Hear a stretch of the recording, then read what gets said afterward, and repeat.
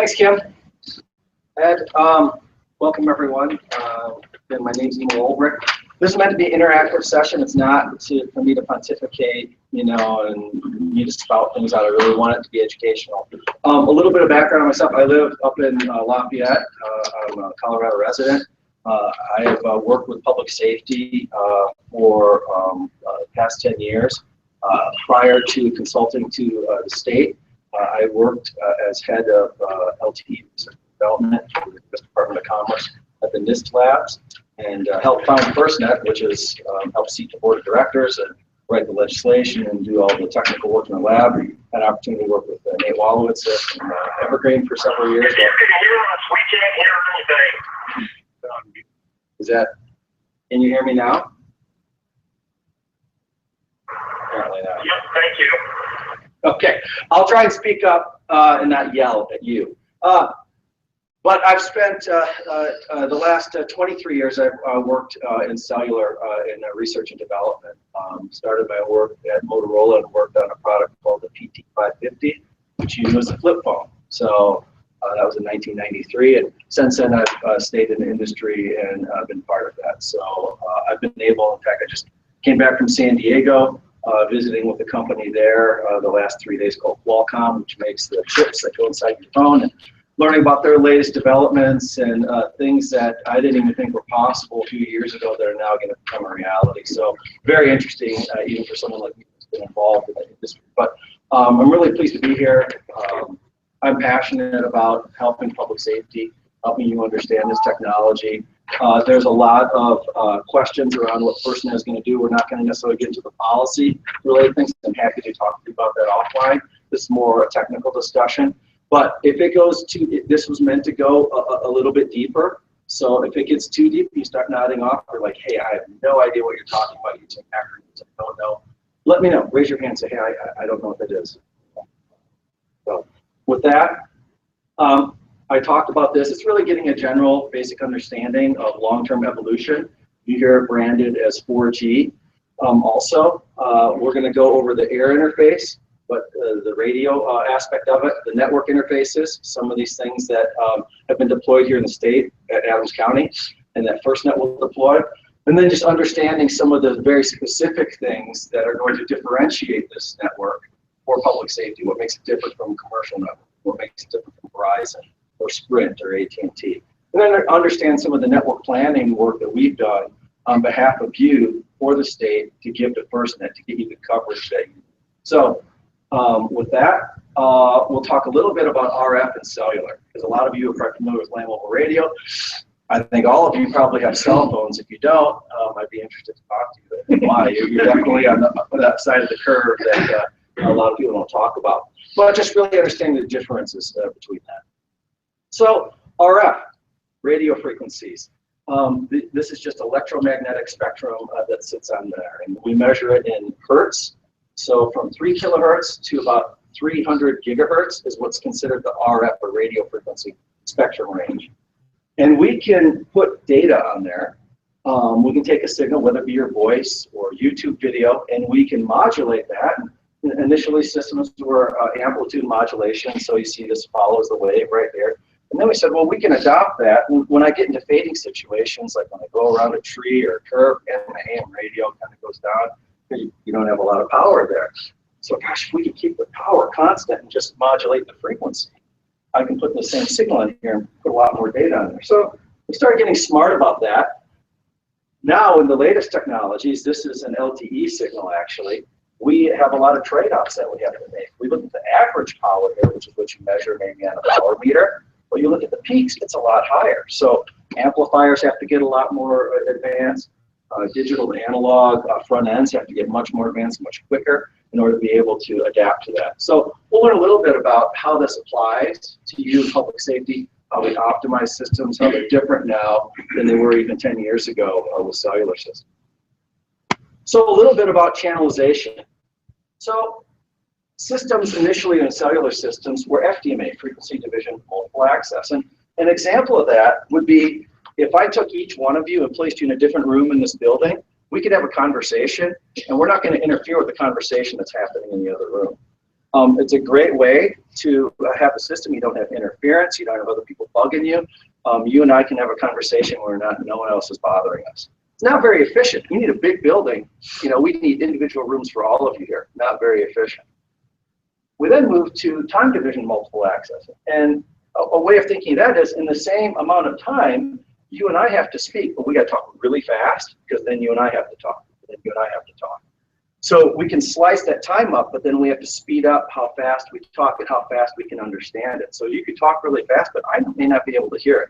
And that's essentially what TDMA is. And so initial P25 systems that are being deployed are FDMA, they're FM radios. So the P25 systems, your DTRS system is an FDMA system.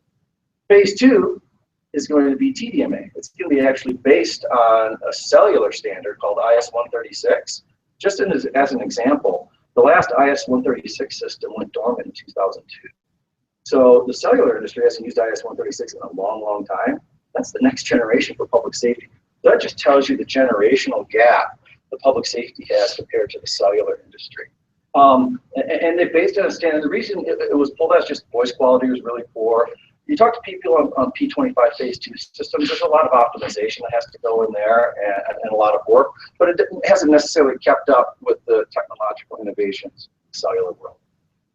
And then you have CDMA, code division multiple access. And this was considered a 3G technology. So this would be very similar. We're all in this room and we're all talking at the same volume level, but we're all talking different languages. You may be talking English to me, I may be talking Spanish to you, French. And as long as I can understand the language that you're talking about and everyone's at the same volume level, you can pretty much understand each other and everyone can talk at the same time.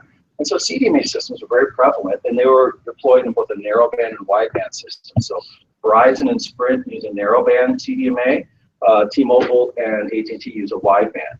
Essentially the same technology going forward. So these three technologies are what were used in previous first generation, second generation, and third generation systems.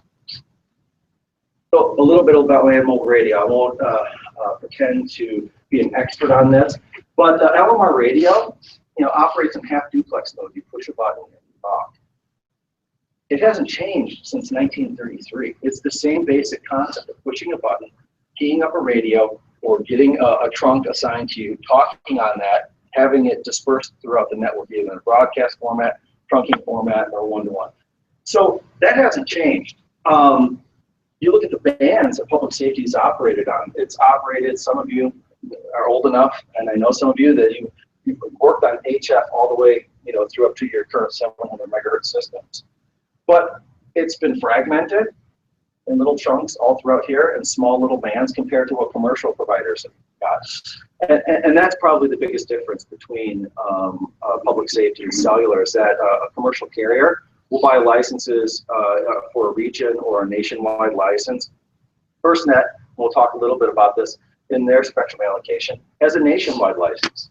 So this is the 700 megahertz band, and it was formerly TV channels 52 through 69, so if you get UHF stations, that's what used to occupy that before the HDTV transform about 6 years ago.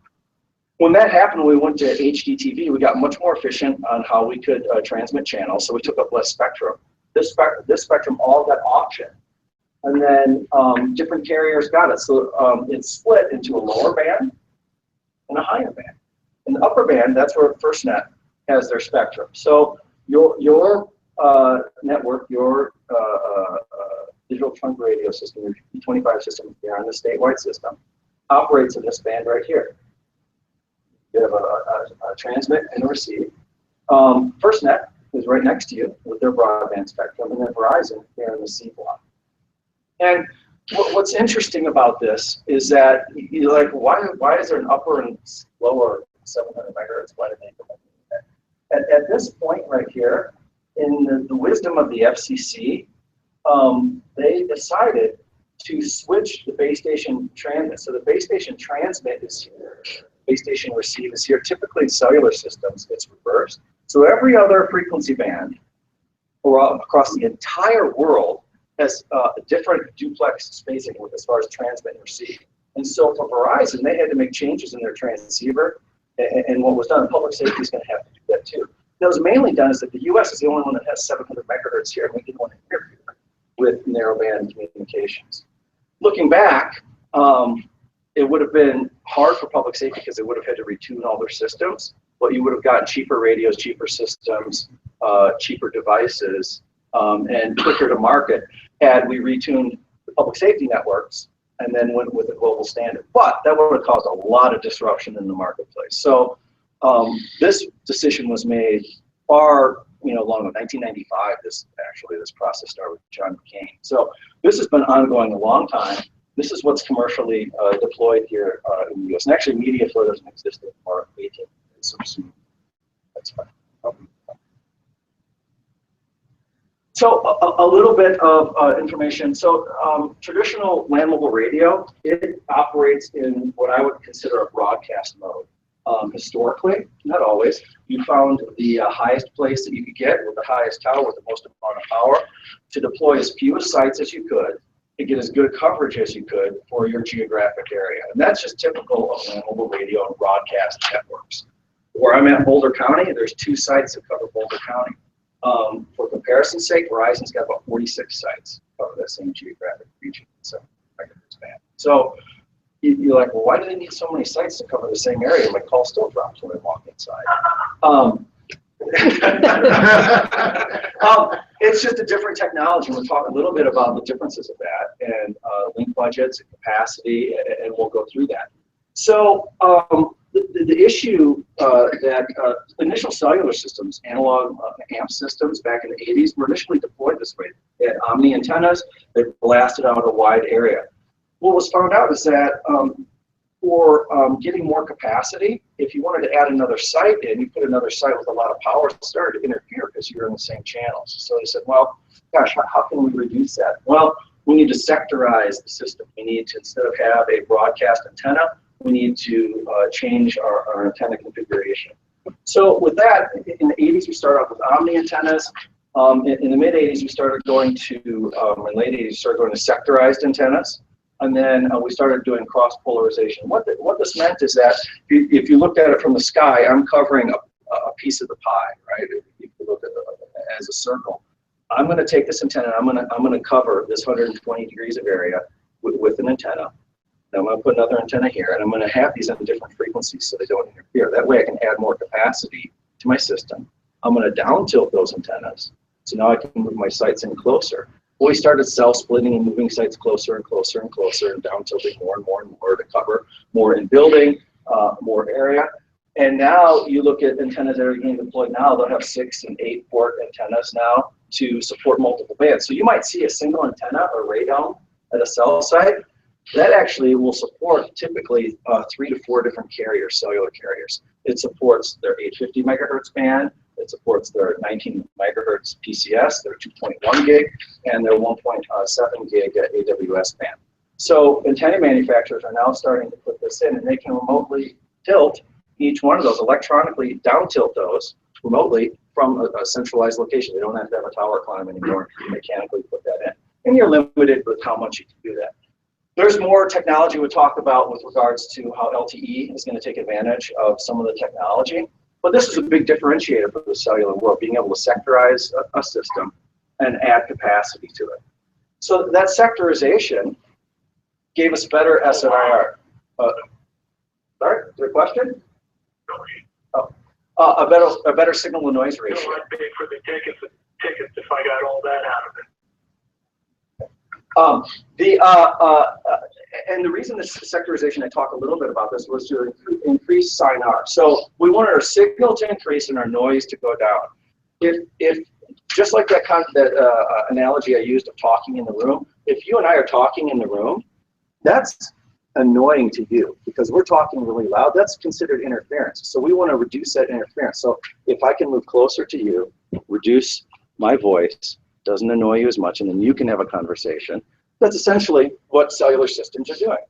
And so we have this topography, and you'll see maps that are done. You can go to your favorite store, and you'll see the red map and the blue map and the pink map. And it shows us nice topography, and everything's nicely covered. You have these beautiful contours, and you have great coverage. That's great for marketing. It's not necessarily reality. Outdoor coverage will typically match what you see in those maps. Indoor coverage, not so much. And we'll talk about that at the end of this presentation. We get nice equidistant, so when we grid out a system, so when we grid out Colorado, we put this nice hexagonal grid in there, and we can pop in sites, and we can say, okay, our alpha sector is going to cover here, our beta sector, our gamma sector, and we have great coverage. Well, then you start adding in all the real world things, and part of that is tend to interfere with ourselves. So then we have to do frequency planning.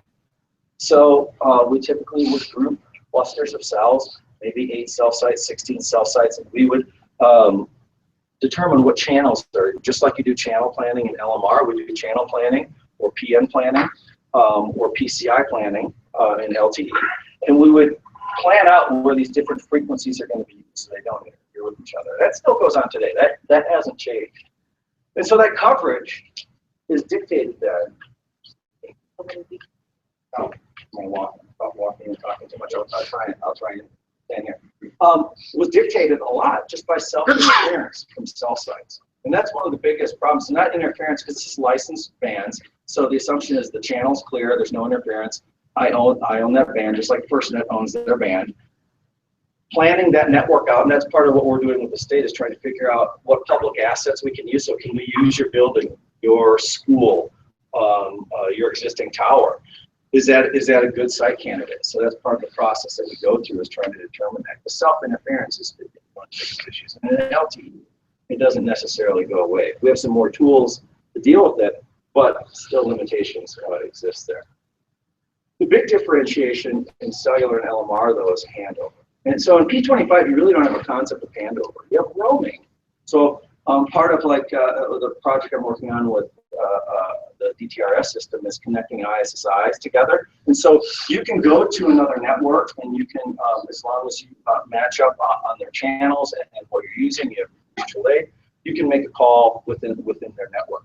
You're not really roaming into the system. We have this ISSI link. You're not really doing frequency reuse per se. It's an agreement. So that's not even where 1G cellular was in 1983. In cellular systems, as we move farther away from the site, so as we go 1, 2, 3, 4 miles or so, our signal starts to go down, our interference goes up. This signal starts to go up, and so we hand over our data session or our voice session for this call. And you'll know, you might say, well, geez, when I drive on Smoky Hill, I drop that call every single time. Well, a lot of times it's a poorly optimized system. The handover boundary hasn't been defined really well, or it happens depending on time of day. As we started to learn these cellular systems, as we add more users on it, the capacity starts to shrink a little bit. My handoff zone gets a little bigger. And oh no, I might drop my call. The capacity here is now shown this cell. That's why you still see dropped calls sometimes. You're on the highway, or you're going in between cell sites. But this concept of handover has been part of the cellular protocol since the beginning. So in LTE, one of the differences is in 3G technology, we did what was called a soft handover. When we were handing over to this site in order to guarantee handoff, we'd also be transmitting the call here and recombine that in the phone. So you have both sessions, you have a high probability of not dropping that call.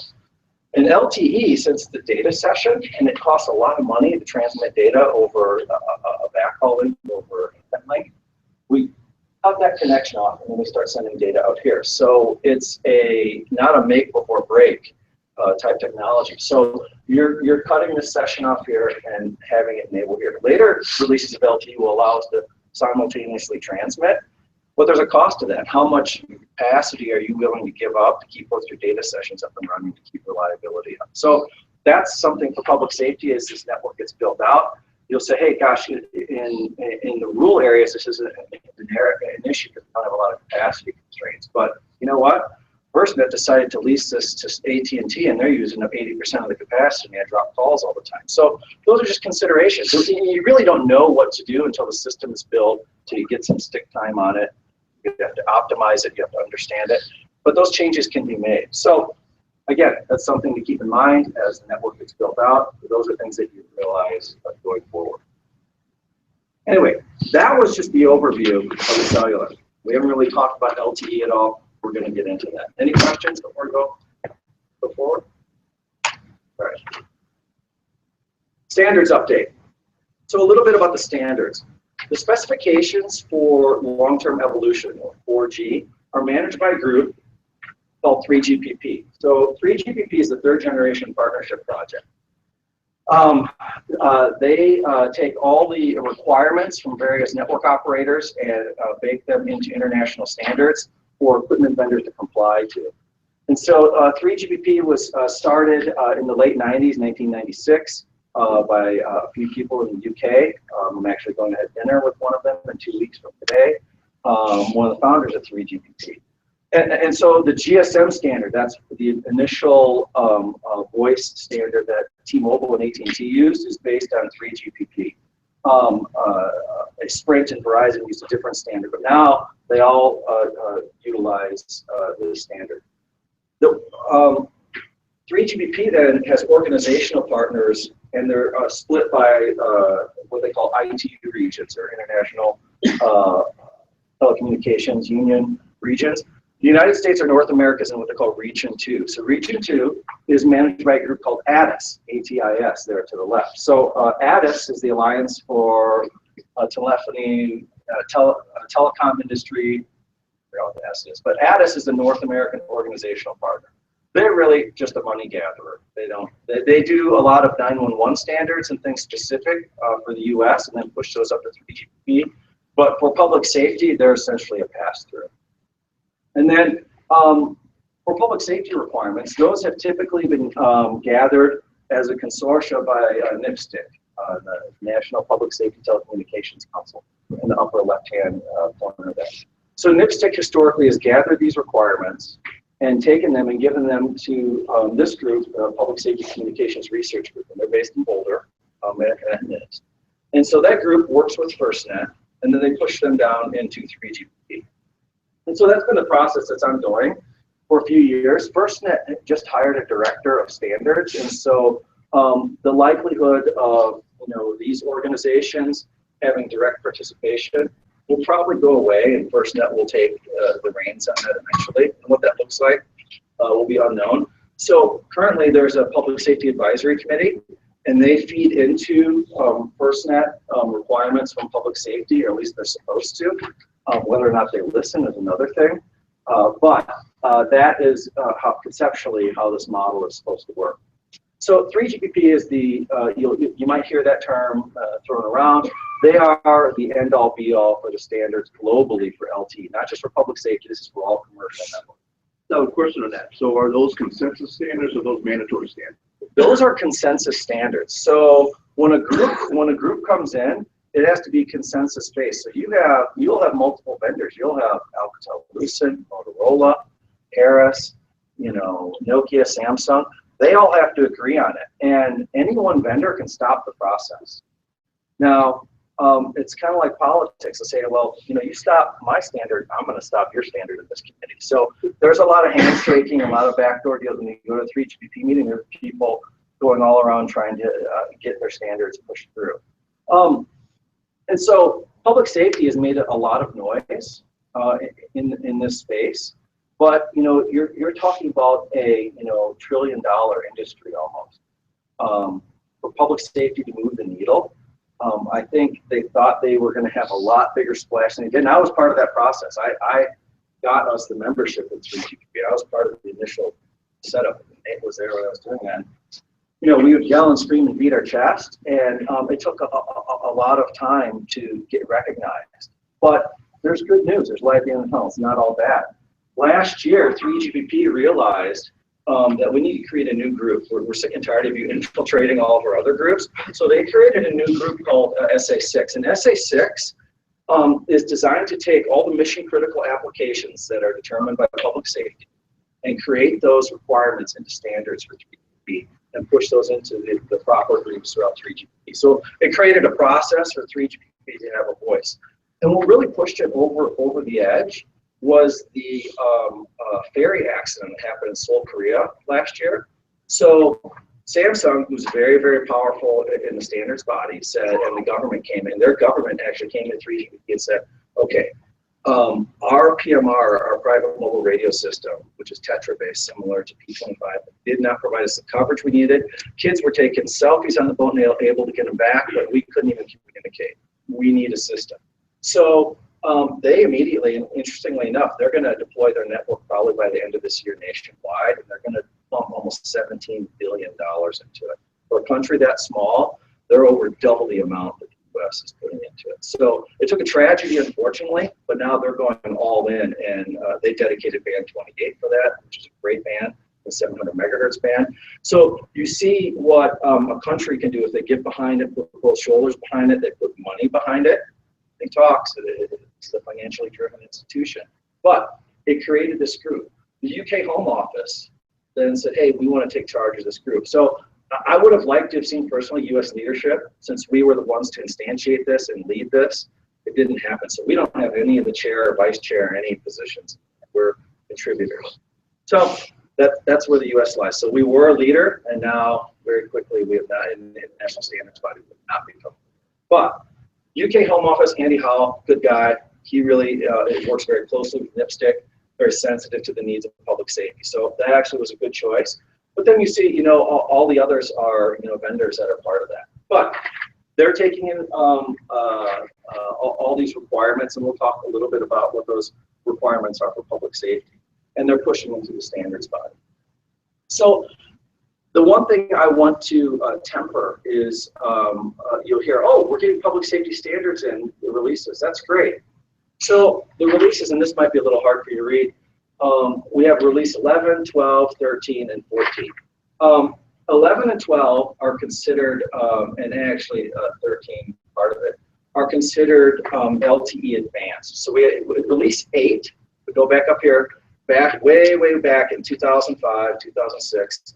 That was the first standard, I can't believe it was almost been 10 years, that LTE was defined in. And so most networks are at release 10 right now. And they're moving to these further releases. At release 13, they changed the name to LTE Advanced Pro. And release 13 and release 14 are where we really start to see the public safety features that we're defining right now get pushed into the standard. So this work is supposed to end in June 11th at that meeting that they have. Public safety standards should be ratified in release 13. Now, this is just typical of the standards process. Release 10 systems, which were finished in 2012, are just getting deployed now. It's 2016.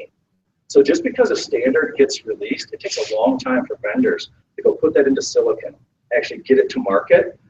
So you're looking at, once this is done, at least a 2-year time frame. Now you'll see trials. Listen, you could go to IWCE in 2 months, and you'll say, hey, we're doing mission critical push to talk. And you'll see demo systems, but to get something that's carrier grade, public safety grade, actually is a real product and deployed. Historically, and this has gone back since the beginning of cellular, it's usually a 20 to 24 month time frame. That's just what it is. But I don't see that changing at all. So you look at that, it's 2018 until you get public safety features dedicated that were designed for you. Which, believe it or not, lines up with FirstNet's plan to get you LTE, probably about 2018 before you see something in Colorado. So that actually lines up quite well if you look at it from that purview. Not saying that's a good thing, but that's lines up with what they're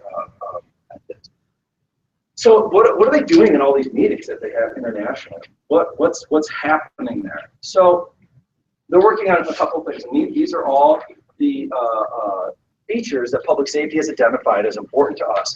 This is what we want to be on top of the existing 3GPP LTE standards. This is what's important for us. So the first one is high-powered UE. So UE is the user equipment, the device. So your phone, we want a higher-powered device. We're used to having higher-powered radios. We want to have talk-out capability when we're in rural areas or potentially in buildings. The other big one is mission-critical push-to-talk. Like I said, since 1933, that's how you communicate it. That's not going to change anytime soon. We need not just a push-to-talk feature. We need a mission-critical push-to-talk, and we'll talk a little bit about what that means.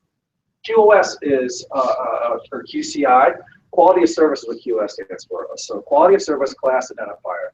We want specific quality of service indicators put into the system to identify public safety traffic from commercial traffic. So that way we know this public safety traffic needs to get prioritized above commercial traffic. And then enhancements to proximity-based services.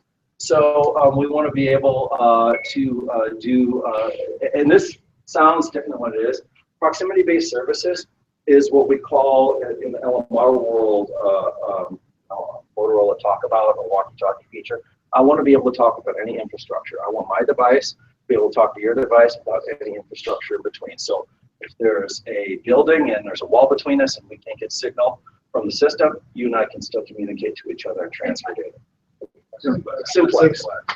So cellular networks have never operated that way. I mean, cellular networks have always required a cell site, thus the name cellular, to communicate. Now we're saying, hey, forget about all that infrastructure that you have. We want our devices. So that's a big, big leap. I mean, public safety wants the complexity to put all the call processing, authentication, power, all the stuff that we need in the phone.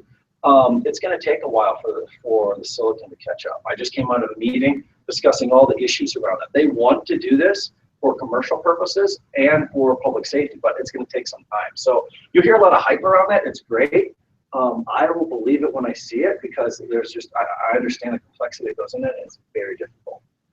Multicast broadcast. So you'll probably see some announcements with this. This is Enhanced Multicast Broadcast Multimedia System, really long acronym. That's essentially the aspect of being able to do one-to-many communication. Like I said, in cellular, it's what they call a unicast communication. You and I have a call up, and maybe we can do a three-way call, and three of us can be in there. But I'm still setting up an individual connection to you, an individual connection to you, even in a three-way call. EMBMS is broadcast. I broadcast out a message. So let's say I have an Amber Alert or push-to-talk message. I can send it out across multiple cell sites that's synchronized, and I can talk to 5,000 users at the same time and then talk back to me. So it adds some efficiency in there. The issue is that carriers initially wanted this. This was, this is a 10-year-old standard. Viewing habits. This was designed for broadcast TV, so I could watch TV. So media flow, that old technology, you used to be able to get media flow phones, so you could watch broadcast TV, so you could watch the latest shows on Fox or CBS or NBC. Viewing habits have changed. People like on-demand TV. They go to Hulu, they go to Netflix, they go to YouTube, and they watch their videos on demand. Doing broadcast TV on a phone has really changed. So all this work that's literally took 10 years of development, make it flush down the toilet completely just because consumer habits have changed globally, and delivery mechanisms of how we watch video content on our phones is very dramatically. If you have a teenage kid, you know that very, very well.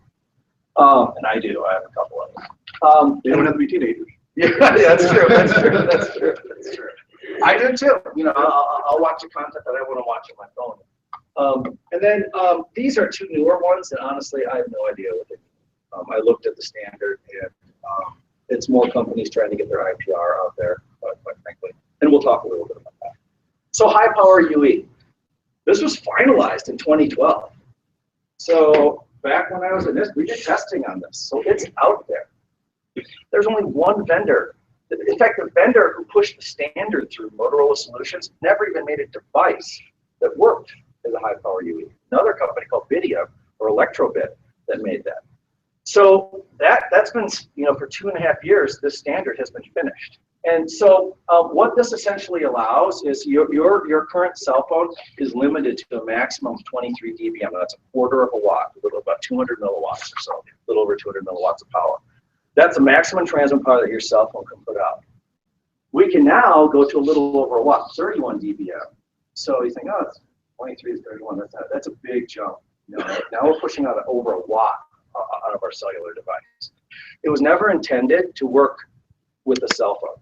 It was intended to be a booster for the phone or a vehicular repeater with an external antenna. That was the intent. Just because if you look at the form factors, if you have a smartphone, the screens are getting bigger, they're getting thinner, battery life. When you start getting above 24 dBm in a cell phone, you have to use what's called ceramic filters. They get very large in size. You can't fit them in the form factor with the screen. So that's going to be an issue, getting high powered in a handheld device. Maybe technology, there's BAW filters that are coming out that may be able to do that, but as you have more and more bands, it just gets a lot really difficult. So there's a trade-off. Here's the thing also. This feature is only available in Region 2, North America, and 14. So you can't use it in any other band globally. What that means for a device manufacturer is I have to go create a device SKU specific to a market that doesn't even exist yet and try and sell that. At what cost? I now have to bump out my 1.7 gig band, my 2.1 gig band. Well, that's revenue for them. So for a device vendor to go put that into their device, there's no financial motivation for that. So we're hoping FirstNet can provide that. But if you look at their plan, they're building out this fantastic network, hopefully, for all of you. There's not a lot of talk on how they're going to subsidize or invigorate the device market. So that's an unknown. So it's been out for 2 years. I would love to see it out there because I think it solved for Colorado a lot of very specific problems. But to bank on it, I think is difficult. You have one vendor that's making prototypes, but they're not a massive produced vendor. So we'll see. I'm hopeful of this coming to fruition, but to design a network specifically for that, I think that would be short. Mission critical push to talk. So a lot of activity happening. So they have to finish up basically all the standards by March here. So that time is coming very, very soon. They're working on a lot of different things: security, call control, on network, off network. So if you're off the network, can I still do mission critical push to talk? Now, if I'm doing mission critical push to talk and I have no infrastructure, how do I make sure you're the guy I want to talk to or the person I want to talk to? How do I identify that? Because now I've always relied on the cellular network to take my SIM card credentials, authenticate me in the system, and make sure I can make a call. Now, you want this capability of simplex mode, of talk around mode, but the cellular network's always centered around being very, very secure and having authentication. Now, how do I do that? Bring all that functionality that's sat in the core network back into my phone. So trade-offs are being made there and how we make it secure yet functional. Yeah. What about data streams when we hit the pizza button? Prioritize that emergency signal through the network. Is that part of that standard? Can you repeat the question? Question is regarding people that. Oh, yeah. So it's basically, you can yell too. You can shout. It's so you're talking about the emergency button on your LMR radio, how you replicate that. So that's a very specific feature. So that's been asked for in the mission critical push to talk standard. So you got to remember, this is an international standard. So do the people in the UK or in France have that same functionality? Some of them do. But do they use it? Not all, and here's the thing, not all jurisdictions in the US utilize it. I've been to many, many jurisdictions that have that, and it's not enabled or programmed, right? So can that be done? The advantage that you have is that a lot of smartphones, like Ed has a device from Sonim, it has a little red button on it. That's a soft button. In Android OS, it can be programmed to do whatever call function and assign a QoS. So before, that was a discrete function where you had to have that call out a specific channel and do that. Now, I want to be careful, I say this, in a more software-defined network, we have the ability to program that. So the hooks are in there to do that. I think trying to push it through the standards process will take a long time. You're better off working with the device vendors and saying, hey, before we buy any phones, we want this functionality on the device. Because you may not end up buying that Sonim device. You may say, hey, I want to buy iPhones or Android Galaxy S6s because they're half the cost. I can get them subsidized and I like the way they look and I can get a cool case, whatever it may be, right? There may be a whole plethora of reasons why you want that. So you could just say, hey, I want a soft button on there that does that functionality. And that's very possible. I've seen vendors already purporting to do that. So it is something that's being addressed in here. But you look where it is, they have all these other things that are really, really important on the list. It's like 99.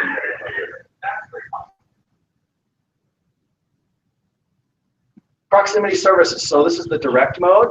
So most of the features were already completed in release 12, but this was for commercial services. The public safety features are being pushed, it looks like, to release 14, so even farther out for this. We don't even have test specifications to test it until 2016. But I've participated in a couple of trials of direct mode for commercial aspects.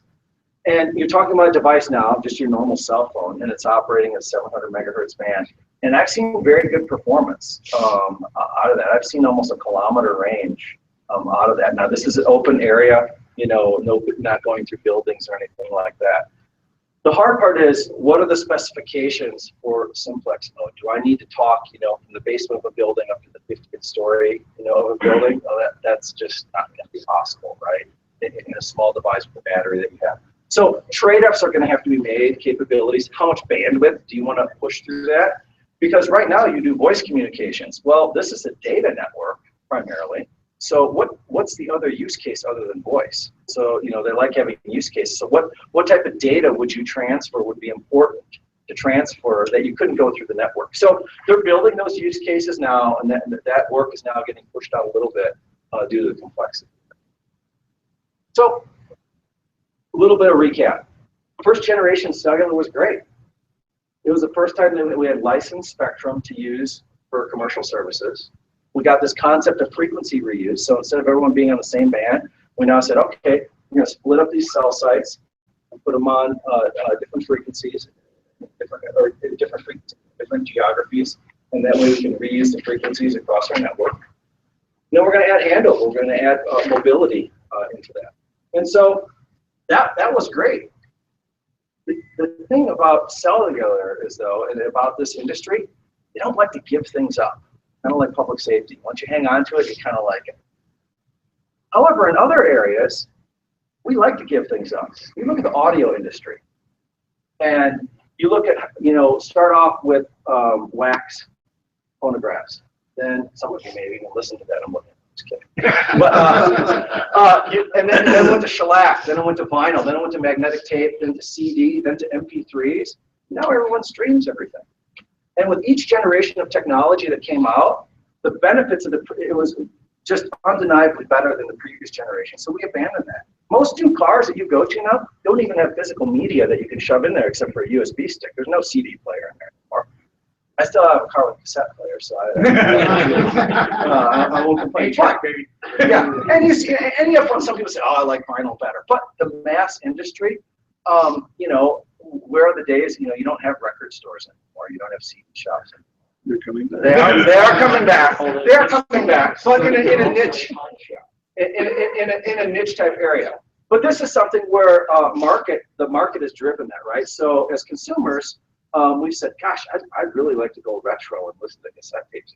And most people aren't going to do that. They're going to say, well, I'd rather get on Spotify or Pandora and listen to my favorite audio and just stream it through my phone or whatever, and I get the music that I want. So that has changed. In cellular, not so much. Now, we've gotten rid of some technologies, like I said, IS-136, TDMA, and we've gotten rid of IS-95 on the CDMA side. But all these other technologies, from 2G GSM all the way even you know, to LTE, we've had to maintain backwards compatibility in the cellular world with these. So it adds a lot of complexity to the system, adds a lot of additional requirements that you wouldn't have to do if you had a clean cut per se.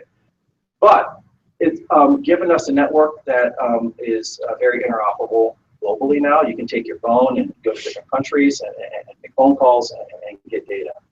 5G is going to be kind of a departure from that, and I have 6G on that. That's you see that's a picture of teletransportation. But, you know, 5G was talked about. 5G requirements, first requirement is supposed to come out in 2020. I don't know if any of you, I keep up with the press release and all the analyst reports. And so then there was a big move. You know, everyone wants to be first in the cellular industry and get that big splash out there. So they said, we're going to do our first 5G deployment in 2017. Then Verizon started the 5G forum last fall and said, we're going to do a 5G deployment this year, end of this year. So you look at where the cellular industry is moving already. I mean, we just got LTE deployed out there. And they're saying, yeah, we're going on to the next thing. Because that movement's keeping on just to keep the data rates flowing. So that technology, public safety gets to take advantage of that now. Now you get to get on this fast gravy train and get all these great features to enable you. So things move a lot faster in that world, you know, and it's an exciting thing. But you look at the mobile data evolution. We started off with analog voice, then we went in 2G to being able to do text messaging and get better voice quality and some simple data. We had circuit switch data. You could basically dial up 14.4 kilobit modem data rates. Then in 3G, you know, 10 years ago or 9 years ago, we were saying, hey, we could do 2 megabits per second. And we were like, oh my gosh, that's amazing. You're never going to need any more data. Now, I was just at this meeting, and I just saw a live demo network, 1 gigabit per second through the device, 980 megabits per second through the device. You're like, good God, what do you need that for? Well, now with 4K TV coming, and I want to stream, let's say 6 or 7 streams of 4K TV, they need that now. So, and that's already happening. So Telstra in Australia is deploying a 1 gigabit network currently. So this is not like fantasy land way up. It's happening now. So you just think of the speeds, and you want to connect your TV to your wireless speakers, to your home security system, to your phone. That's all becoming part of this. And so public safety will get to take advantage of this going forward. Let's talk a little bit about LTE and some of the characteristics of it and what it offers. So one of the advantages that LTE has is that it can operate in flexible channel bandwidths. It can operate in a 1.4 megahertz channel, 3, 5, 10, 15, all the way up to a 20 megahertz channel. So the advantage is, no matter what channel allocation you get from the FCC or NTIA, it pretty much can fit into any of those. It can also operate in 2 different modes. So historically, spectrum in the US has been frequency division 2, or FDD. We have a separate transmit band and a separate receive band. And that's how we typically have operated. If any of you have used Wi-Fi in the 2.4 gig band or 5 gig band, ISM band, that's what they call TDD spectrum. It's one single contiguous block, and we transmit and receive in the same block. We downlink transmission, and we have a guard period, a guard interval, and then we do our uplink. And that's how Wi-Fi works. So that's why Wi-Fi is what they call a contention-based protocol. So if this single access point, if I'm just on it, I get really good throughput. Now with all of you on your iPads and phones and everything like that, we're all sharing that, and all of our throughput goes down. But LTE can operate in either one of those frequency allocations. So that makes it very, very attractive to public safety, because you have bands that, oh, maybe this would operate better, like the 4.9 gig band. That's a great candidate. Mobility is designed to work up to 350 kilometers per hour, and the work's being done to support 500. In fact, the work's done to support 500 kilometers. They'd be like, well, my car doesn't go that fast. I'd like it to. But for vehicular coverage, for helicopters, drones, things of that nature, high-speed trains, which is not really an issue in Colorado, but for other things, work's being done there. So high-speed handovers and data transition, making it seamless, not an issue. And then low latency. So going from an idle state where your phone is doing nothing to transmitting a packet is well under 100 milliseconds end to end, and then for small packets, 5 milliseconds. So being able to do video telephony, being able to voice, real-time gaming, which might be control of we think a lot of gaming for the public safety. Not necessarily gaming, but being able to, let's say a SWAT team to control a remote robot going into a bomb situation, you have basically near tactile control of that device. It gives you that capability now where you don't have a delay, where you can sense about a 300 millisecond delay in voice. Once you get over about 300 milliseconds, you start talking over yourself. If you've ever been on an international call, you know that, or if you've been in a really bad voice call, you start talking over. Your brain's pretty smart. Well, if we can reduce that latency down, it's just like you being there and touching the device. So that's one thing that LTE can give you, and why it's important going forward. The other thing, so we can do those 20 megahertz wide chunks. Well, now we can aggregate those chunks together. We can take, oh, well, I'm a carrier, commercial carrier, and I have multiple spectrum. I can aggregate those chunks and give you one big data pipe. So that's how LTE is getting 1 gigabit per second, is they're taking data chunks from other bands. So even though this partnership that FirstNet's looking at with a commercial carrier may be viewed as, man, I really don't like that. Another way to look at it is like, well, if AT&T gets it, they have 3 bands that they operate in the U.S. national. They had FirstNet spectrum, that's 4 bands. They can aggregate that all into a big data pipe. It not only gives you faster data speed, that's important, it gives you more resiliency. Your ability to send a packet and have it go through all these different bands and get it received on the other end gives you a lot more reliability in what you're doing, even if it's on a commercial network as opposed to a dedicated network. And it can be in contiguous or non-contiguous spectrum. We also add a lot more modulation. So quad-pure amplitude modulation of QAM.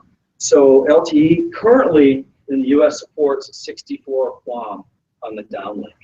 Work's being done right now, and there's actually deployments of 256 QAM. One of my colleagues that I work with on another project, he's going to test that here next week, actually, the first deployment of 256 QAM. And so this will allow data rates of 600 megabits per second. So 256 QAM, this is what your cable network sends your HTTP over a wired line. Now we can do that wirelessly.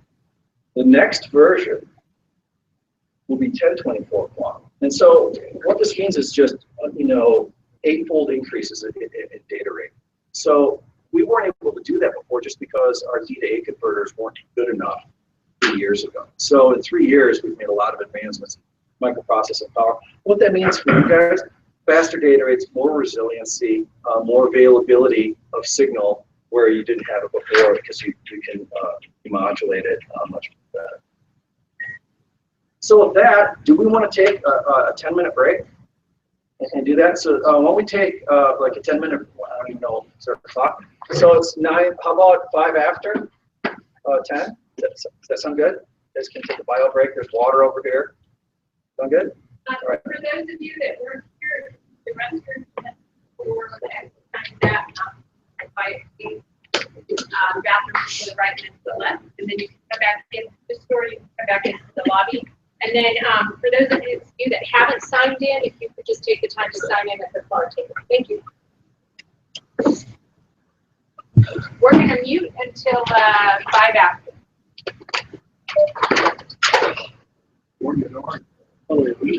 That's nice.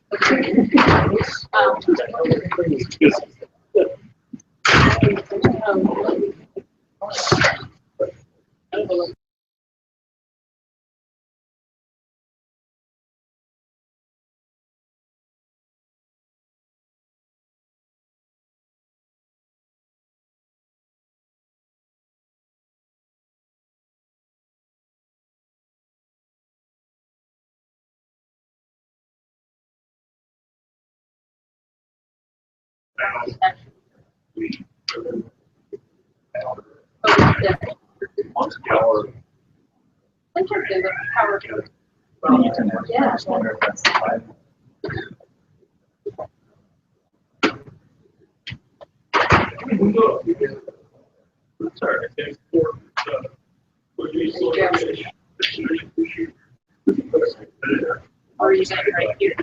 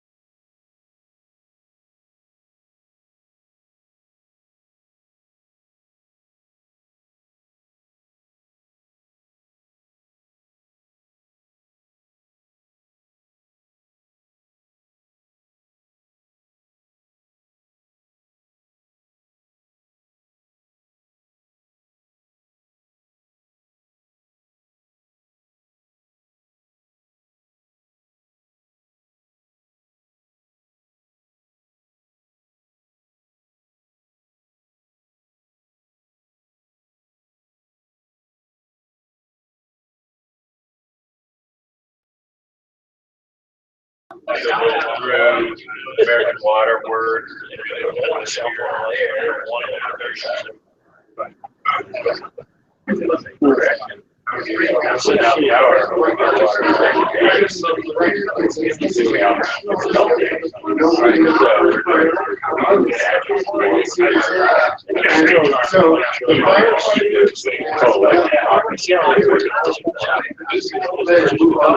Getting ready?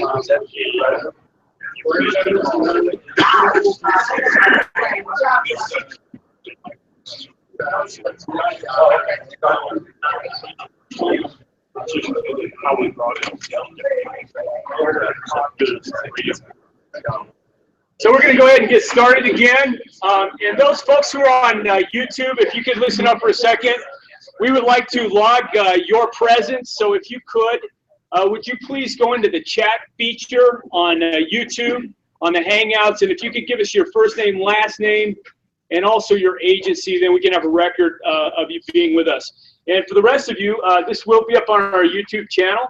And so if you want to go and if you want to put emo on a loop so that you can listen to this presentation over and over again, you can do that. And there's a whole lot of really, really good stuff on there. So without further ado, emo, you're ready. All right, we'll get started. I need to get you out here for lunch. So we're going to talk about LTE, the uplink and downlink frame structure. This is probably, if you are not an engineer, technical person, the most dry, boring part of the presentation. So check out. I totally understand. I actually am going to go relatively quickly through this. The material that you have, you can download the presentation and print it. It's for reference purposes. The intent is not to necessarily make you LTE engineers, but give you a basic understanding of the underlying framework. So we talked about those previous 3G technologies, CDMA, code division, multiple access, or wideband CDMA. And they would take a data symbol. Anyone know what a data symbol is? So, we talk about symbols in radio engineers, and the symbol is a pulse of energy, a data pulse. So that data pulse, we can give it bits of data. That data pulse can represent 4, 5, 6, 7 bits of data in LTE. In previous technologies, we take that one pulse and we would spread it across this entire 5 megahertz of spectrum. That gave us a lot of resiliency. That way, if you had interference in part of this 5 megahertz, you could recover it in this other part. So a lot of resilience. But you had to have really, really fast processing in order to do that, to get data throughput, because you want to get more symbols shoved into that space. In Wi-Fi, IEEE said, well, we can do this thing called orthogonal frequency dependent multiplexing, OFDM.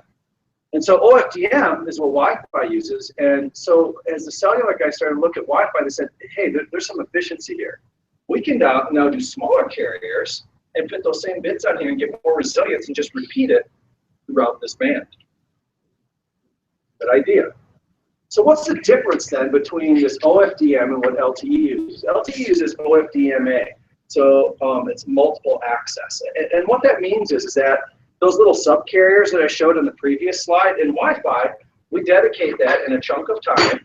We hit a certain frequency and certain user bam, we blast them with that data, that Wi-Fi, and then just continue that through the 802.11 protocols. That's what they do. OFDMA says, you know what? You don't necessarily need that entire frequency band dedicated to you for that period of time. I can puncture in chunks of data because you're maybe on a web page, maybe you're streaming and you need all that data, maybe you're just doing email. And so I'm going to puncture you in that period of time. I'm going to puncture this user in for those blocks. So that's a difference that LTE has. It makes more efficient use of the spectrum than Wi-Fi. Very similar. So you may or may not see on the side of your box, your Wi-Fi router, it'll say OFDM. You say, oh, it's like LTE. Well, there's little differences. So is that considered trunking for LTE? Well, kind of. You could think of it as trunking for an analogy. It's a way to have multiple different conversations or data sessions in a period of time. So we have this time slot. So, and we'll talk about this in a little bit. We have a 1 millisecond time slot. And in that millisecond time slot, I can now send 7 bits of data. And those 7 bits of data can represent multiple users in that time slot. Whereas in Wi-Fi, I wasn't able to do that. I just took that time slot. The Wi-Fi was very efficient. I mean, everyone uses it. It's ubiquitous. Not to say that it's bad. This is just using it more efficiently. So the downlink compared to the uplink. So in a lot of technologies, like in land mobile radio, the same technology that's used from the base station down to the device on your hip or in your car, and the technology that's used to talk out is the same frequency modulation and everything. In LTE, it's different. The uplink, what you talk from your phone to the base station, uses a different technology than the downlink. So the downlink uses OFDMA, what we talked about. So this is OFDMA. On the uplink, they use what's called SCFDMA, or single carrier frequency division multiple access. Like, why would they do that? Well, in a base station, we have lots of power. We're plugged into a battery pack or 48-volt power cell. We're plugged into a wall. That power amplifier can run at a constant power envelope. And I can just shove out, fill those time slots with as much data and give you as much data as possible. So power is not an issue at the base station. On your phone, that's a big deal. If I'm transmitting at a constant power envelope, that's a big deal. I'm sucking more and more current out of that battery, and it's not going to last.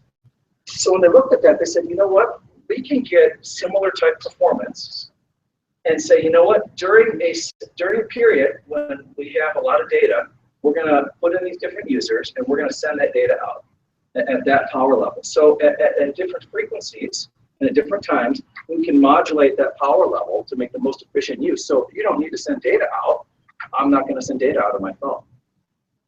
Question? But I can see by the little letters QPSK, that's also simulcast. Under that sequence of QPSK data symbols, that is a simulcast methodology, isn't it? Well, I guess simulcast, no, it's In terms of how we look at it from an LMR, it's yes. QPSK is the simulcast technology. Yeah. But so QPSK, so that's the modulation. So we will use QPSK in LTE.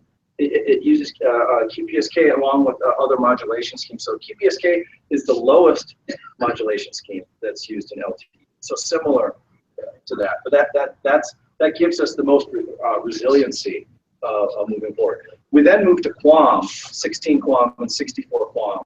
For higher order modulation. So for lower data rates, we're going to use QPSK as you're moving farther. Remember those cell sites? As we move farther away from the cell, we'll use QPSK modulation similar to LMR to give us more resiliency. As we move closer to the cell site, our signal strength goes up, our noise goes down, we can then use higher order modulations to do that. So in LTE, the smallest piece of spectrum that you can manipulate is called a resource block, and that resource block is 180 kilohertz wide. So we talk about that frequency spectrum measured in hertz. So 180,000 hertz or 180 kilohertz of spectrum, and then there are 7 time slots. And so 7 time slots they're about 70 microseconds each, so it's about half a millisecond. And so that resource block has 12, 15 kilohertz subcarriers. So each one of these subcarriers, I can put data on. And so that's what I do. So in public safety, in 10 megahertz of spectrum, so that's what FirstNet has, 10 megahertz of spectrum, I have 50 resource blocks. Those 50 resource blocks give me 600 subcarriers and 4,200 resource elements. And so we transmit those resource blocks on what's called the TTI, time to transmit interval. So we transmit those resource blocks every millisecond. We're putting out new data. That's what we're shoving out.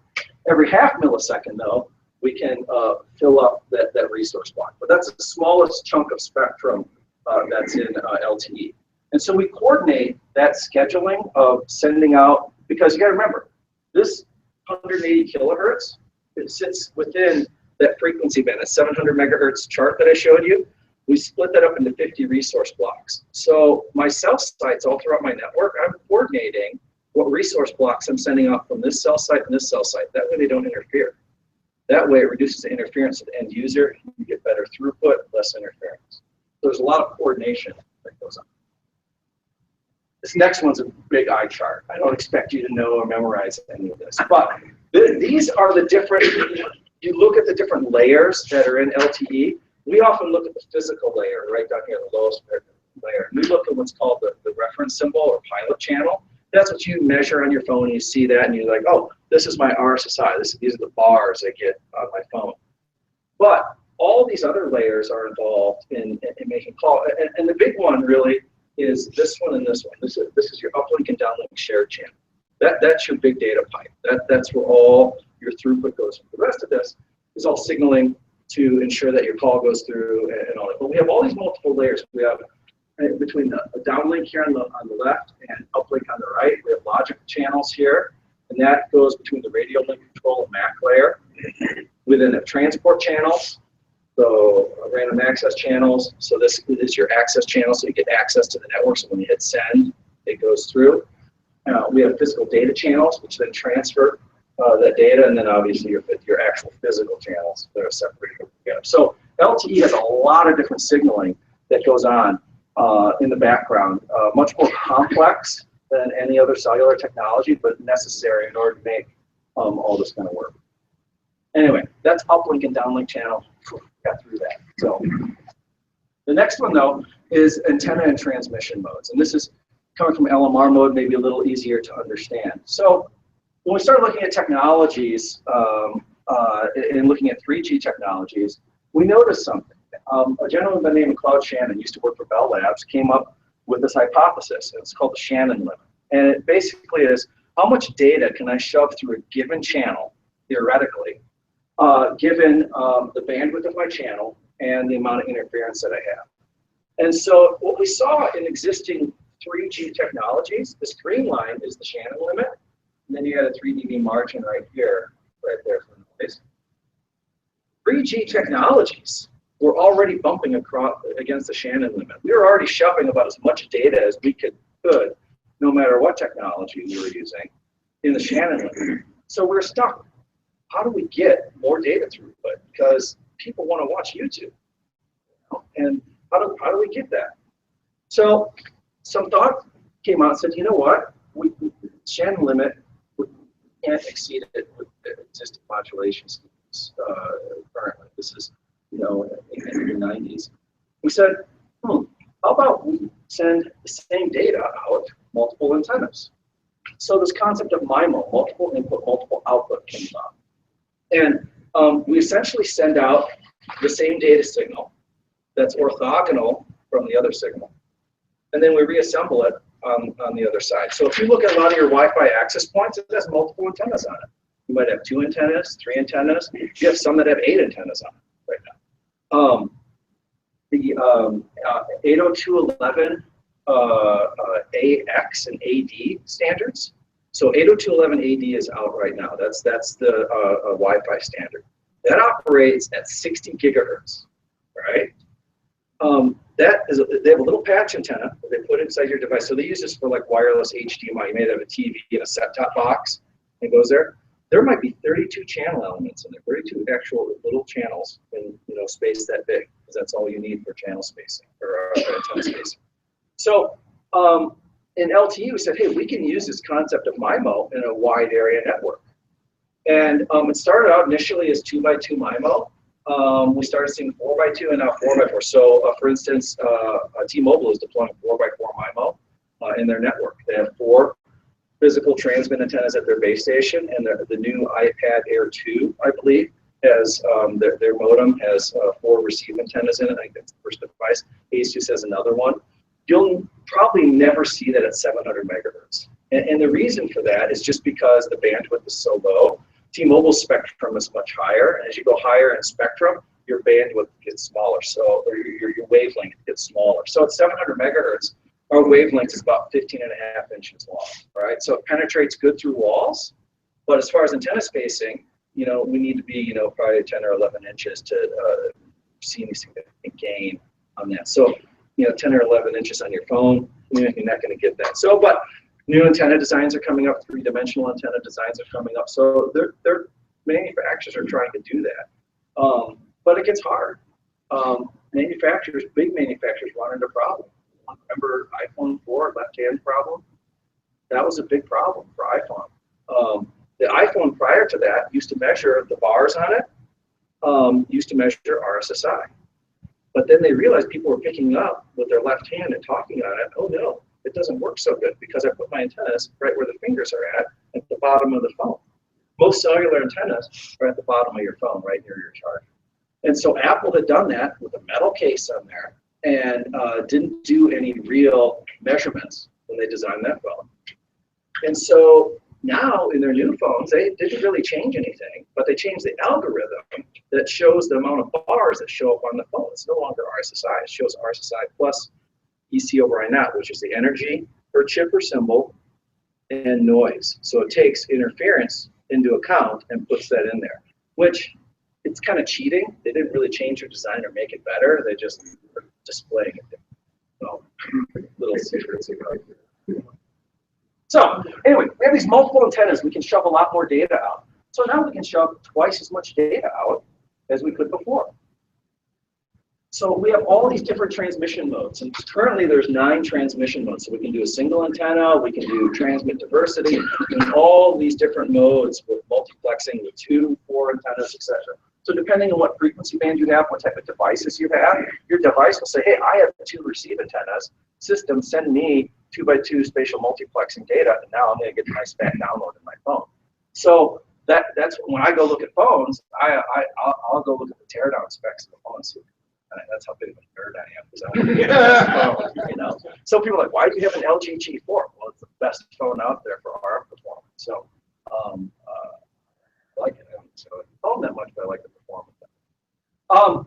What's interesting is that this now, in later releases, in release 14, this is going to go to 16 different channel modes for antennas, 16 different antenna combinations that vendors will have. And the reason for that is as we go into higher bandwidths, antenna vendors are starting to deploy more and more antenna combinations. So 3GPP is, the standards organization, is working on what they call a 3D channel model. So historically, remember those antennas? We showed those sectorized antennas. So they cover a pie, let's say a horizontal beam width of, let's say, 65 or 80 degrees beam width. And then I can mechanically or electrically downtilt that, maybe, 9 degrees, total.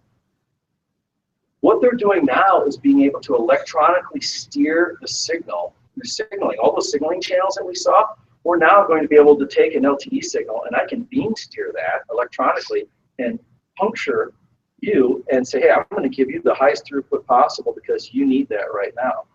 And so I can now have 64 individual beams coming out of a single antenna radome and electronically steer all that. So all these advances are coming through in data processing, signal processing. I'm talking about, well, why do I care about this? That becomes important for public safety because if you're deep in a building, third wall penetration, and I need to get you data right through there, you will eventually have that capability where I can do beam steering and focus energy towards that user and get you data. So that gets you a higher level of resiliency than we've ever had. It's not just doing an overlay network and macro cells and small cells and all that. We're doing massive amounts of interference cancellation and signal processing at the base station at the phone in order to guarantee delivery of data to them. But granted, this is being done for the consumer market, but public safety takes full advantage of this. So that's why I throw this in there, So what kind of throughput are we going to get with public safety LTE? This is what I would call a simple explanation. I tried to make it as simple as possible. So we start off with a 10 megahertz channel, because remember that chart that I showed? We have a 10 megahertz channel, we have a 10 megahertz transmit channel, 10 megahertz receive channel. We're using what's called normal cyclic prefix. There's an extended cyclic prefix. We're not going to worry about that. Everyone uses it. We're going to use 2x2 MIMO. We're going to have those 2 transmit antennas on the base station. So that's kind of our baseline understanding. Our network's going to get deployed like that.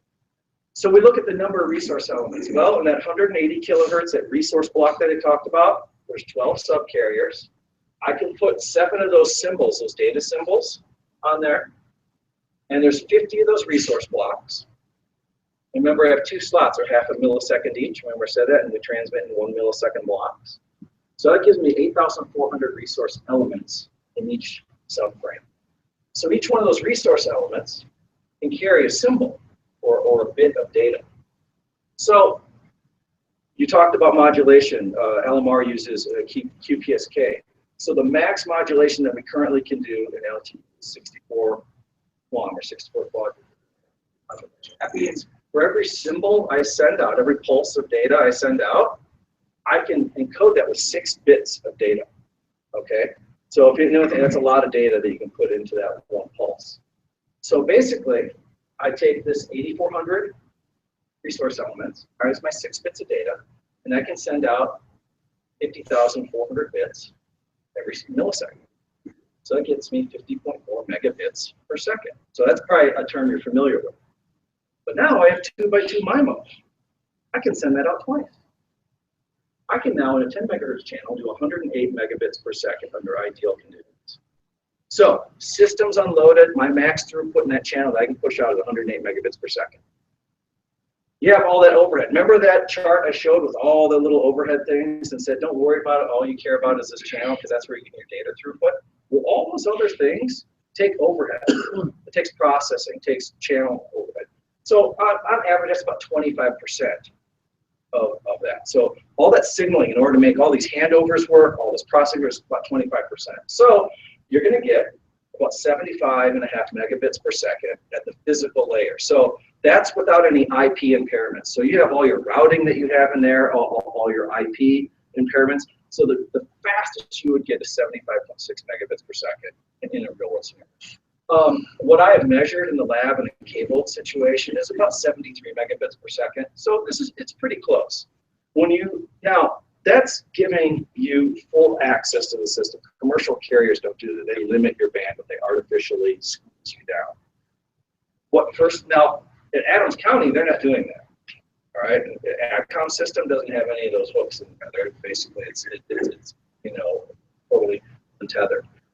How FirstNet deploys their system, how much bandwidth they give you as a user, that's up for them or you as a community and me as part of that to help try and determine what that needs to be.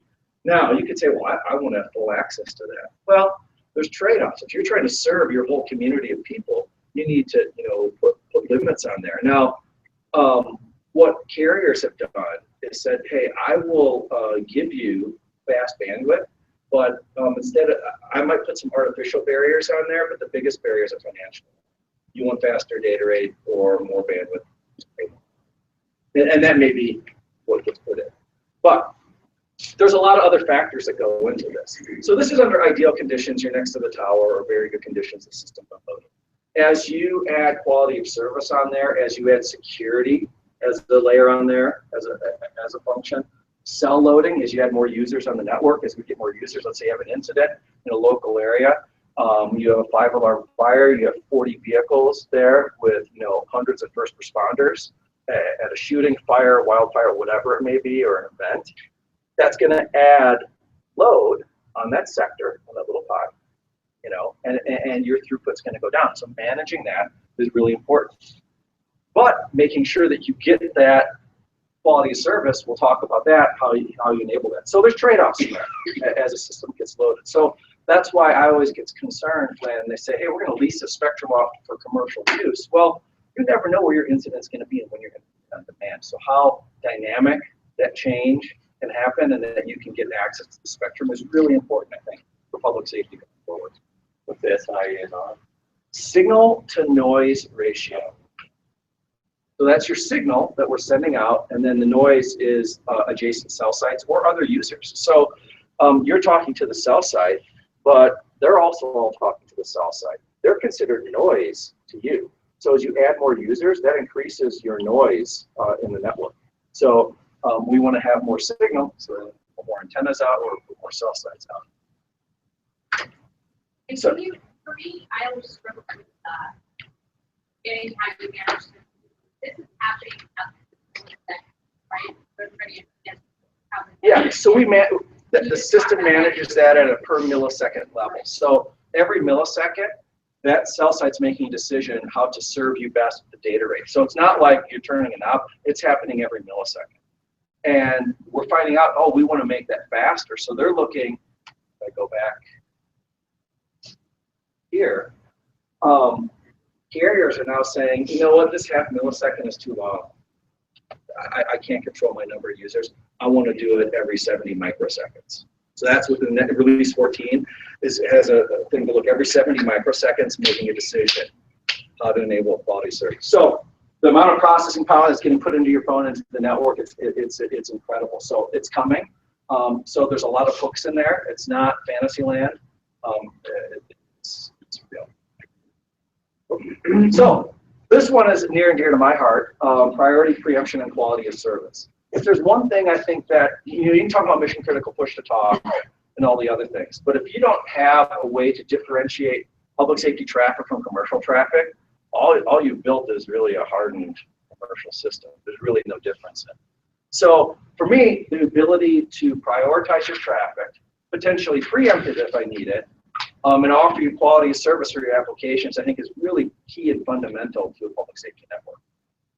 So LTE is the first broadband technology, that offers the ability to dynamically allocate that based upon the application you use, or your needs, or your user profile. So there's a lot of different ways. It's very dynamic. It's not just a static, here's your quality of service, et cetera. It's not like Spinal Tap where I turn it up to 11 and I'm just better than everyone else. It's not like that at all. There's a lot more controls and hooks in the network in order to do that.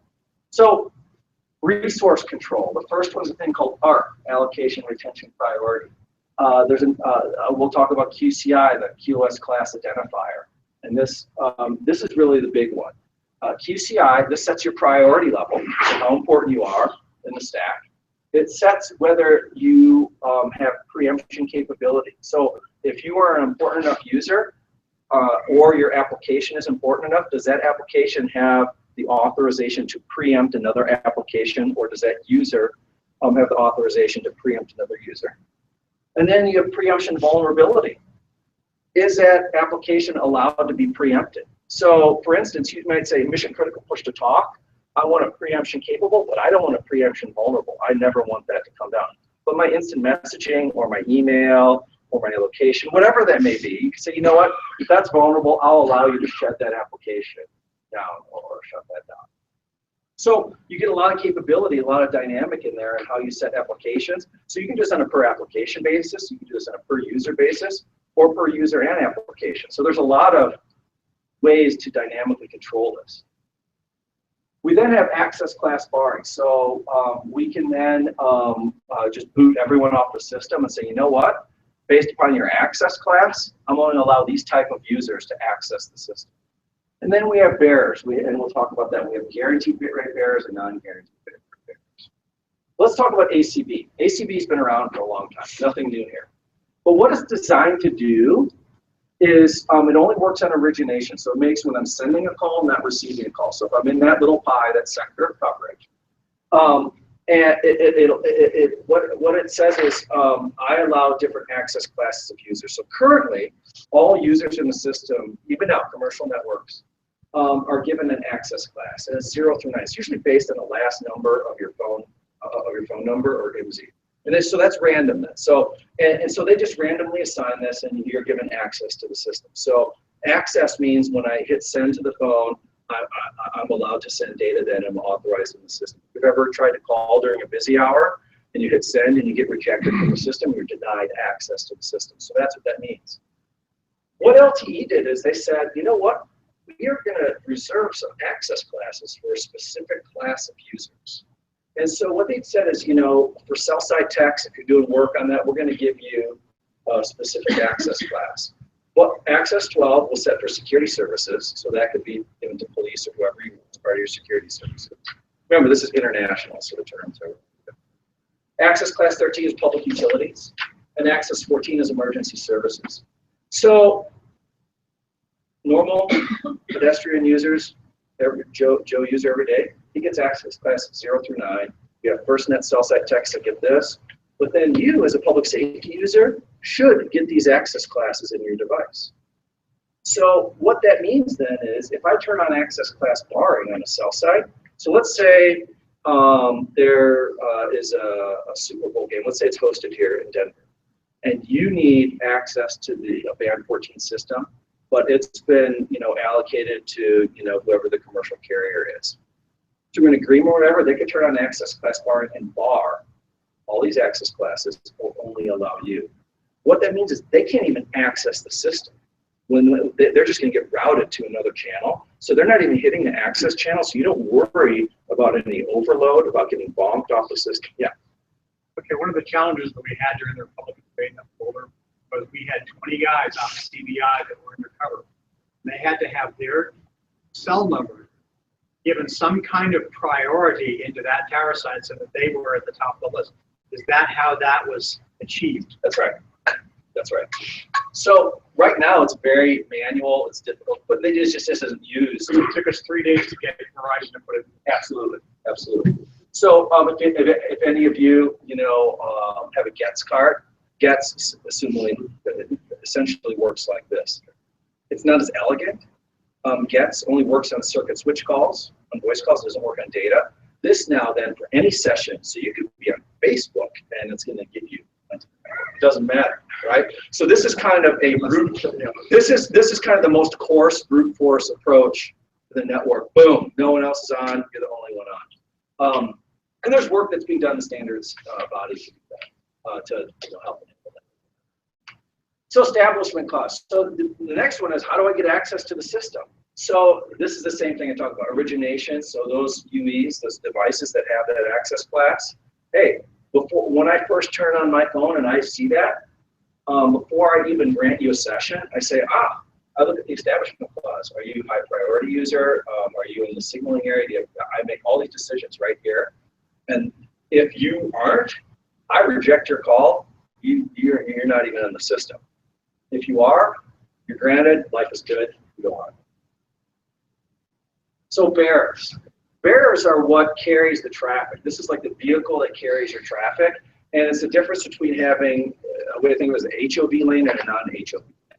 So a guaranteed bitrate bearer is essentially like an HOV lane. It is a dedicated pipe set up for you temporarily to transmit your traffic at a guaranteed bitrate. So it'd be like an HOV lane at a specific speed limit. It's free and clear, it's your lane, dedicated, you shove whatever you want down there. A non-GBR bearer is everyone goes into the swimming pool at the same time and everyone shares. All traffic except for voice over LTE currently is non-GBR. So there is no differentiation in current commercial LTE traffic. GBR bearers are just starting to get put on. So if you have a new phone and it does voice over LTE or VoLTE, it's going to use a guaranteed bitrate bearer. And so that sets a lot of different parameters in place. So we have these QCI, QoS class identifiers, and we set these up and the resource type, guaranteed bitrate bearer, GBR, and we set the priority level, a delay budget, packet loss, and then what it's used for. So VoLTE, this voice over LTE, that's given the #1 priority, conversational voice. That's great. All these standards were developed before public safety was even part of this. You gotta remember, this was done 10 years ago before public safety was even partaking in this. So I said, well, wait a minute. Our traffic, our mission critical push to talk and our data is more important than your voice call. What do we do? So they had to create classes above 1. And so they created priority level 0.7. So that's actually higher than 1. So it's a little deceiving. The hard part in implementing this is the scalar number. So it goes from 1 to 256. So going above 1, there's some work that needs to be done here, but that's what they've done is said, okay, mission critical push to talk voice, I'm going to give you the highest priority, 0.7. You are higher than anything else here. Non-mission critical push to talk voice is going to be equivalent to voice over LTE. So even for non-mission critical push to talk, you're going to get higher, the same priority as a normal commercial user. When mission critical push to talk gets implemented, you're going to get the highest priority in the system. And what does that mean? What that means is, remember, this is a packet data system. Okay, it's an IP system. It's like plugging your computer and it's IP packets. So that means that the queuing mechanism, the scheduler that schedules the packets, is going to schedule your packet first. And that goes end to end throughout the entire system. I'll talk a little bit about what that looks like. But that's essentially what that means is I'm going to prioritize those packets out first and send them out first. And that goes all the way out to the phone. We have non-GBR bearers and non-guaranteed bitrate bearers. And what do those include? Well, that includes the signaling. So you have the data, which carries your voice, but then you have all the signaling that happens below. So we're going to give that a priority level of 0.5, that's even higher, because when the signal, if you don't get the signaling through, your phone's never going to ring or chirp, right? So we want that to go through before the voice packet. So that's 0.5. The other one was 0.7. And then we give mission critical data down here that gets a little lower priority. So I think the good thing is that in release 12 of the standard, going forward, it's going to have hooks in there for public safety to get higher priority, at least for mission critical push to talk than any other application. So that's a good sign. We just need mission critical push to talk to actually exist. So ARC, this is, there's 15 priority levels in the allocation retention priority. And so this tells whether your preempt capability, so it determines whether that bearer, that guaranteed bitrate bearer, non-guaranteed bitrate bearer, will be dropped or freed up for other resources. And then vulnerability determines whether that is even, that bearer can even be applicable for dropping for preemption. Here's the thing about preemption. It is not, people assume this is similar to P25 ruthless preemption, and it's very different. Ruthless preemption, that user's gone. He's no longer part of the system, and I take that resource. In LTE, what I'm saying is, if that cell site's loaded and I need that bandwidth, and my application is high priority, I'm a high priority user, I'm going to delay sending your packet out. It doesn't mean I've kicked you off the system. It's not an all or nothing proposition. It means that I delay your YouTube video, your Pandora streaming music, your email, whatever, lower. And then if it gets to a point where I need to boot you off the system, it boots you off the system. So you get shuffled lower in the deck. Yeah. WPS. Not how it's prioritizing you. It's not kicking anybody off the system. It's just pushing you to the top of the queue, so you're next in line to the slot. WPS works like that, and that works on the circuit switch side, again, just for circuit switch voice. But the thing with that is that WPS sits in the core network or in the switching network. So it sits in the SS7, MSC, BSC. So if all the circuits are full, until one gets open, I'm not taking anyone down. Here, I'm shuffling the deck down and making a spot for you. And but the difference in circuit switch is that you have a discrete channel. I open up, I have a T1, I have, so many time slots on that T1, 64 DSOs. I pull that DSO out and I put you in. Well, that call's dropped because I have a dedicated circuit, right, on my T1 or DS3 or whatever it may be.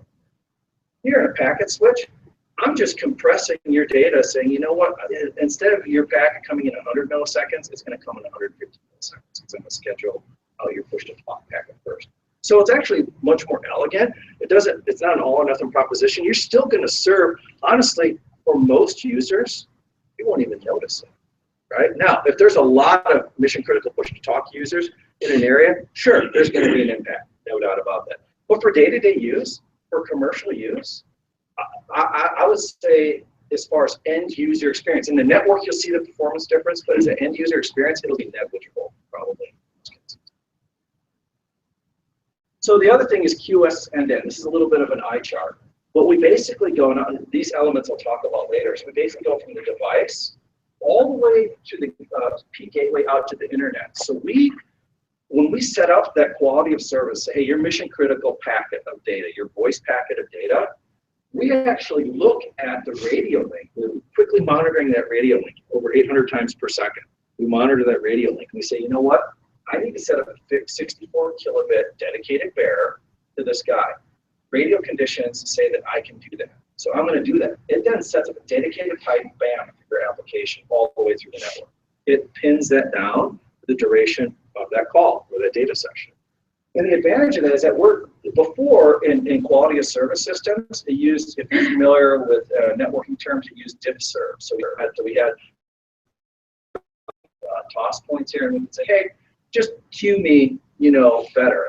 And that's what happens kind of here in the core network. But once it queues the packet first, in the radio network here in the eNode B, we say, you know what?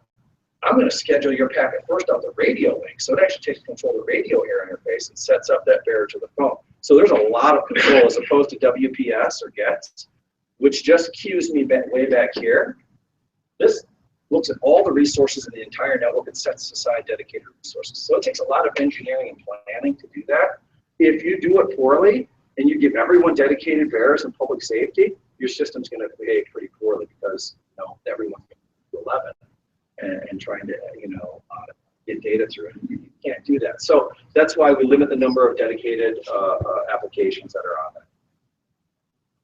So one of the features is multimedia priority services. I won't talk a lot about that, but this is basically what I talk about: end-to-end delivery of those resources and making sure that they're in place so that you can make a call. So this next slide I'm going to show is basically showing multimedia priority services in QoS. It's not meant to scare you, but it might. I'm not going to go through all these boxes. When you power on your phone, from the time you power on your phone till when you get bars and you can make a call, all this happens. So this is all the messaging that happens. And then down here, this is your uplink, downlink data flow. So all this authorization has to happen. It happens all in the background. You're totally unaware of it. You power your phone on. Hey, am I an authorized user? I get these bearers. This is the service I can use. This is my signal strength. And I monitor this constantly. This happens. So lots of data happening on your smartphone. It actually is pretty smart. It does a lot of stuff. So network components. So we've talked a lot about the air interface, what LTE can do, its capabilities. Here's the chunks of the network, the infrastructure that make a cellular network.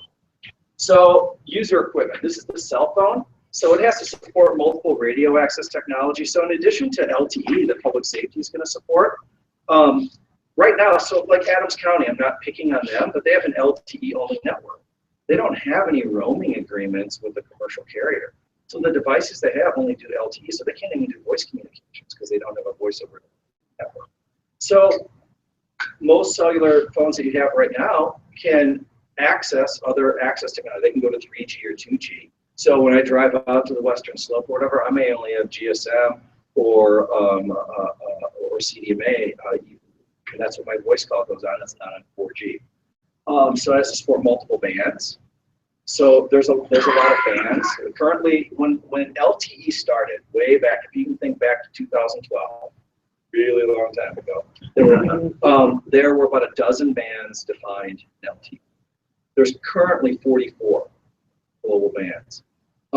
And there's probably by the end of this year, there'll be 60 bands, deliver 60 different bands.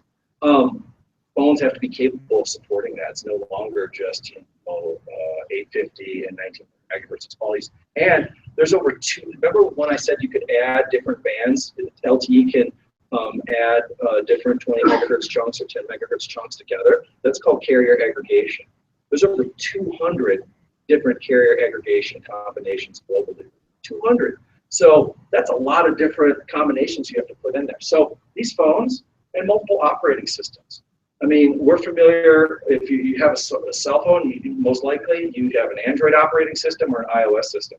But there's Signage and Mod, there's Linux, there's about 3 other, if you have a smartwatch, it runs on Signage and Mod, which is a derivative of Linux, which is a derivative of Android. So there's a lot of different operating systems out there that you have to support. We talked a lot about the air interface, how it's spectrally efficient, the different antenna techniques, OFDMA, the access network, so we'll talk about that. So the cell sites that you see are all IP-based. So prior to LTE, all the 3G, 2G, and 1G technologies, much like LMR, were TDM-based. They had T1s tying into the site. That goes away. There is no TDM support in LTE. There's no T1s anymore. It's all IP backbone. We decentralized the radio network controller. So before, the cellular network would centralize all the intelligence in the network to a base station controller, or you'd go down to the switch site and have all that. In LTE, it becomes a more distributed network architecture. A lot more of the decisions are made at the cell site. The core network becomes IP-oriented, scalable, and distributed. So for instance, Verizon, when they deployed their network, they have about 98 million customers, okay, in the US. So they support those 98 million customers, at least they initially did. Their entire LTE network that they rolled out nationally, 2 data centers, one in Ohio, one in Texas. 100 million users and 2 core networks. Because It was an IP network. Before with TDM, you had to be within 330 miles of your base station, just because of repeater and delay and all that. Now IP, I can go my data centers wherever, and wherever it's cheap, wherever I have access. So you don't have owning your own core network, not necessary. You need to, and then all the other services. So prior to 2007, if you had an application and you wanted to write it for your phone, it was very, very difficult. The carriers had these walled gardens. Verizon used to have their own application store called Brew, and or you go to AT&T's application store and you have a WAP application. They're awful. Now, 2007 hits. Oh, this thing, the iPhone comes out. They have a thing called the App Store. They create an application developers kit that now a 12-year-old in Scandinavia can develop a location app or whatever. And so it has created a lot of what they call OTT, over-the-top applications. Most of the applications that you use now on your smartphone are over-the-top applications. They weren't designed by AT&T or Verizon. They're designed by third-party companies. So it's a lot more flexibility. Even public safety agencies are developing their own applications. There's a lot, some of the EMS people might use the virtual reality one now for smart cars. That shows you the cut points on the car. So you hold up your phone, it recognizes the car, says, this is a Prius. You can cut here, cut here, cut here, pop the roof off. So there's cool stuff that I've seen like that, taking VR and processing in the phone to be able to. So the Evolve Packet Core. So the core network, all that centralized stuff in the radio access network, we'll talk a little bit about this. So the cell sites that you see out here that do LTE, they're called an eNode B or Evolved Node B. This is also called the radio access network or RAN. And so you'll hear the term cell site, base station, BTS, cell site, cell, eNode B, RAN. It's this block right here. That's it. That's your cell site. So that's the equipment that's sitting at the tower, at the top, or whatever that's at the base station. That's the Node B. They're like, all Node B. So it used to be called the Node B in 3G. Like, oh, cool name. It's absolutely nothing. Engineers are not very creative. When 3GPP, when they had all these blocks out here, they literally went A, B, C, D, E, F, 1, 2, 3. It's just no rhyme or reason. So I'm not being facetious. That's real. Yeah, it's horrible. The backhaul. I talked a little bit about this. So going to the Evolve Packet Core, like all these components here, from the RAN, can use microwave. And microwave is actually coming in vogue. So in 3G, microwave was not cool. It's become cool again, unlike vinyl. Microwave has become cool for LTE and goes into a security gateway or router. So it typically uses Verizon and AT&T when they go spec out a site. Right off the bat, they do 100 megabit per site. So they do 100 megabit MPLS Metro Ethernet whole site. So that's typical. If it's smaller cell, they'll usually go down. But 100 megabit is usually the lowest connection that they put there for a site. And then as they add more carriers, they add more capacity. So the TDM, the partial T1, or dial-up or whatever you're using, back and cut it in. The Evolve Packet Core. So all these elements that go in here make the Evolve Packet Core. So you have the MME right here. This is the mobility management entity right here. You have the home subscriber subsystem, serving gateway, packet gateway, and policy control function right here. So a little bit about these. Mobility management entity, this just handles signaling. This basically says, where's the user in the network? I'm going to track where they're at, what cell site they're at, and then push the signaling out there and basically keep track of that. So this handles all the signaling and authentication. The HSS used to be called an HLR, or if you're familiar with the term AAA, this is your database of users in the network. So this is all your name, did you pay your bill, connects to the billing system, what applications can you use, what services. That all ties this system and this system talk very closely to each other. The serving case, so also the difference in LTE is that we split the signaling plane and the user plane. So signaling goes this direction. So it's a physical Ethernet cable coming out, but we logically split the data that goes down that cable. We send signaling through this node, and we send user plane through this. The reason for that is I can scale my network. You don't need a lot of MMEs or HSSs. I mean, a Oracle, an F5 HSS can serve 100 million customers. It sits in a single rack space. We serve the entire US, so why do you need a bunch of them? Well, you know, big carriers deploy 2 of them to make them geo-redundant, you know, and load sharing. That's all you need. So you don't need, you know, hundreds of these. Same with MMEs, you know, a dozen requests for that many. Serving gateways, packet gateways, this is all your user plane data. This is all your YouTube videos and mission critical push to talk is going on here. The packet gateway connects out this interface called SGI, and this goes out to the internet or SuperNet if you're in the military. Goes out to the internet. So that's your big fat pipe that goes out. You want this pretty close to where your cell sites are at because you don't want to have a lot of transport costs. You want to reduce latency. This guy, the policy control, this is where all that quality of service we talked about, enabling QoS, QCI, all of that, all these policies are set here.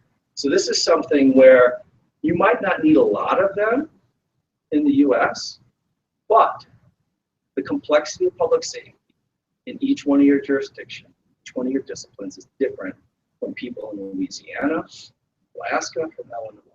So your ability to tie into this network and make changes dynamically based upon your needs is really important. So FirstNet wants to try to enable that. That's never been done before. Because these are usually set by the carrier, right? They say, you know what, you're allowed to watch these type of videos or access this type of data or have these type of services, and that's done very statically. For public safety, we're talking about doing this very dynamically, maybe even event-based, right?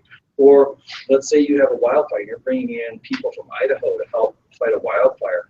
Well, gosh, how do we enable them on the system, get them, you know, proper, you know, quality of service. So what mechanisms tie into that? That still has to be developed and implemented. So that's important for feedback from the user community. What makes sense? How you do that? How many people have knobs on that? Is it just PSAPs that have knobs on that? Is that the right people that have knobs on that to give every PSAP control over that so they control it? Maybe that's it.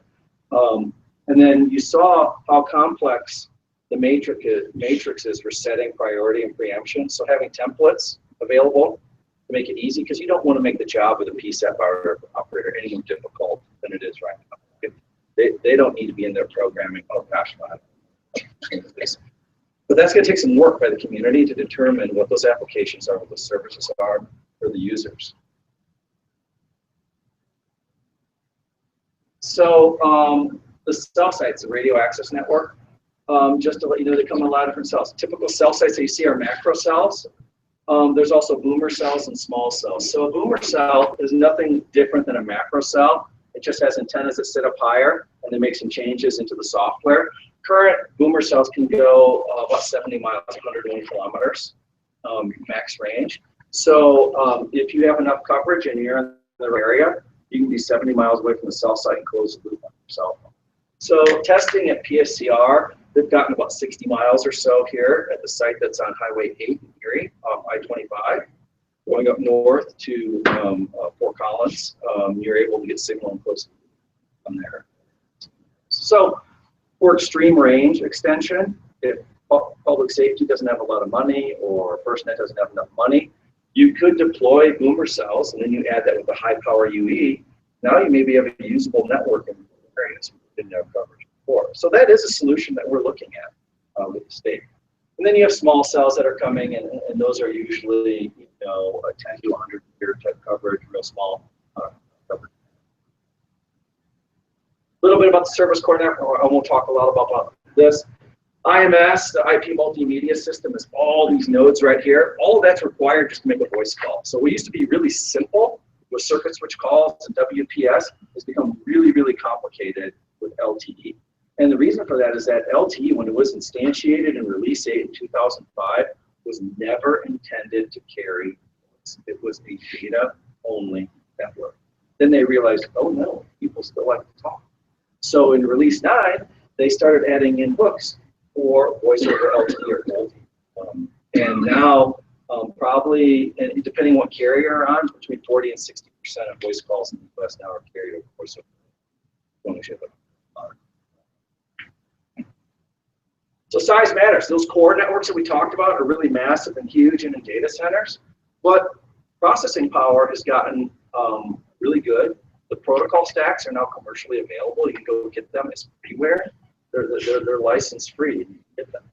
So if any of you are familiar with the Raspberry Pi, the Raspberry Pi is a little Linux computer. You can go buy them for $25 and spark one up in Boulder or Radio Shack when you used to buy them, but not so much. You can get them online though anywhere. So about 4 years ago, University in Germany took the Raspberry Pi and they loaded that entire bulk packet core, the whole protocol stack, everything. This thing, all of this stuff that's in a big data center, they loaded on this Raspberry Pi. And they drove a small cell with that. They were getting over 100 megabits per second. So, Lucent Government Systems, they're based in Westminster. They make this product for the military. It's supposed to be a backpack portable. That'd be pretty strong. The guy's holding it like this, but that's a shell. But that has the entire, this is a cell site and a bulk packet for Harris Corporation, Lemco, Polaris, Motorola Systems. This is designed for a drone. That's an entire packet core system. So you snap it into a drone. It's a tethered drone. It goes up to about 100 or 200 feet and provides a bubble of coverage for your emergency area. So where you didn't have a tower before, now you have a full network. So very interesting program they have running there. So, you know, these tactical systems are very full functional and tie into commercial networks. So again, when you think about the network, it's great to have towers and have coverage. I don't know if that's a reality for FirstNet based upon their funding stream and how they're going to build the network out in the state. It may or may not happen. So these are other solutions that are available at relatively low cost price points to enable you coverage and capability. So we talk a lot about FirstNet. Well, they're going to share with a commercial carrier, and that's their intent in their RFP. Their whole intent and their business plan is to lease the spectrum, your spectrum, to a commercial carrier for use, and then use those quality of service policies to enable you access to the network. So how does that happen? There's two ways it can happen in what they call shared RAN, or that radio access network. So we have our base station here. We have the first carrier in green, the second one in each color. And so we share band 14 coming out of that, but we have two different core networks. Since this is an IP network, we can tie into the Ethernet port, just goes into a switch. And we have, let's say, operator A here, AT&T, and then we have a FirstNet operating a separate discrete core that's dedicated to public safety. And that operates now, and there's companies that do that now. A slight difference in that is that you still have two core networks, but then this MME is then shared between it. It's a subtle difference. It really doesn't make that big of a difference. But this system then is outputting in band 14, your band. It's putting out an identifier called a Public Land Mobile Network Identifier, or PLMN ID, or AT&T or Verizon or Sprint or whoever, and for public safety. So the PLMN ID for public safety is 312-3100. So it would output that, and then it would output Verizon or whoever the commercial carrier is at the same time. And then so if you're coming into the coverage of this cell site, you're a public safety user, you would authenticate the public safety system, or a commercial user go through commercial network. So Russia has this deployed currently, and so in the they have this deployed this week. Okay, so it's been around for several years. Pretty robust. Another one is a multi-operator core network, where the cell site, you have two different cell sites, but it's a common core network. So a little bit different scheme, where you have a centralized core network, all those core networks, supplying two different carriers. So where this is existent is in the rural cellular program that Verizon runs. So Verizon, big company, 100 million customers, deploys this huge nationwide LTE network. Really expensive to put all that infrastructure out there. But they have all this massive capacity in their core network. Well, they have a lot of roaming partners. So Bluegrass Cellular in Kentucky, Panhandle Cellular in Oklahoma. they want to do data for their users, but they can't afford to put in an LTE network. So Verizon says, okay, you buy base stations under my procurement plan, so you get them at my cost, Verizon's cost. You deploy the base station, but then you tie into my core network. Now here's an, and then pay me for that. So they have, I think, 13 or 14 companies that are currently doing that. So that's another mechanism that FirstNet could do also. FirstNet's got a lot of visions. These are their slides, not mine, of what their vision is. It has changed significantly, and it's going to change again on what it is. I don't know what it will be. Okay, no one really does. I don't even think they do, honestly, because they don't know. The bids haven't come in yet. They'll determine that. So there's a lot of different ways that this can get sliced, and it could be on satellite. You know, that's like taking a time shift back to 1996. So it didn't work so good then. It'll work good now. The one thing they have said is transport between the radio access network at a state level and the core network. So FirstNet, you know, wants to have this kind of national core, or whatever that may be, that evolved back to core, and then maybe a regional one that you tie into.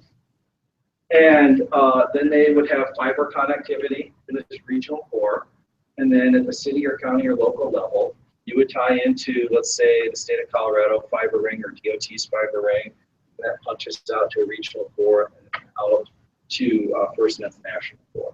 How that happens, you know, at the city and county level, I don't think they're trying to dictate that. They'll put requirements in there for whoever the bidder is. But this is conceptually what they want to do. So as the state puts in new microwave or fiber, one of the things that we want to help do is ensure that there's capability there to potentially support deployment here in the state, that it can support the bandwidth and then grow into that.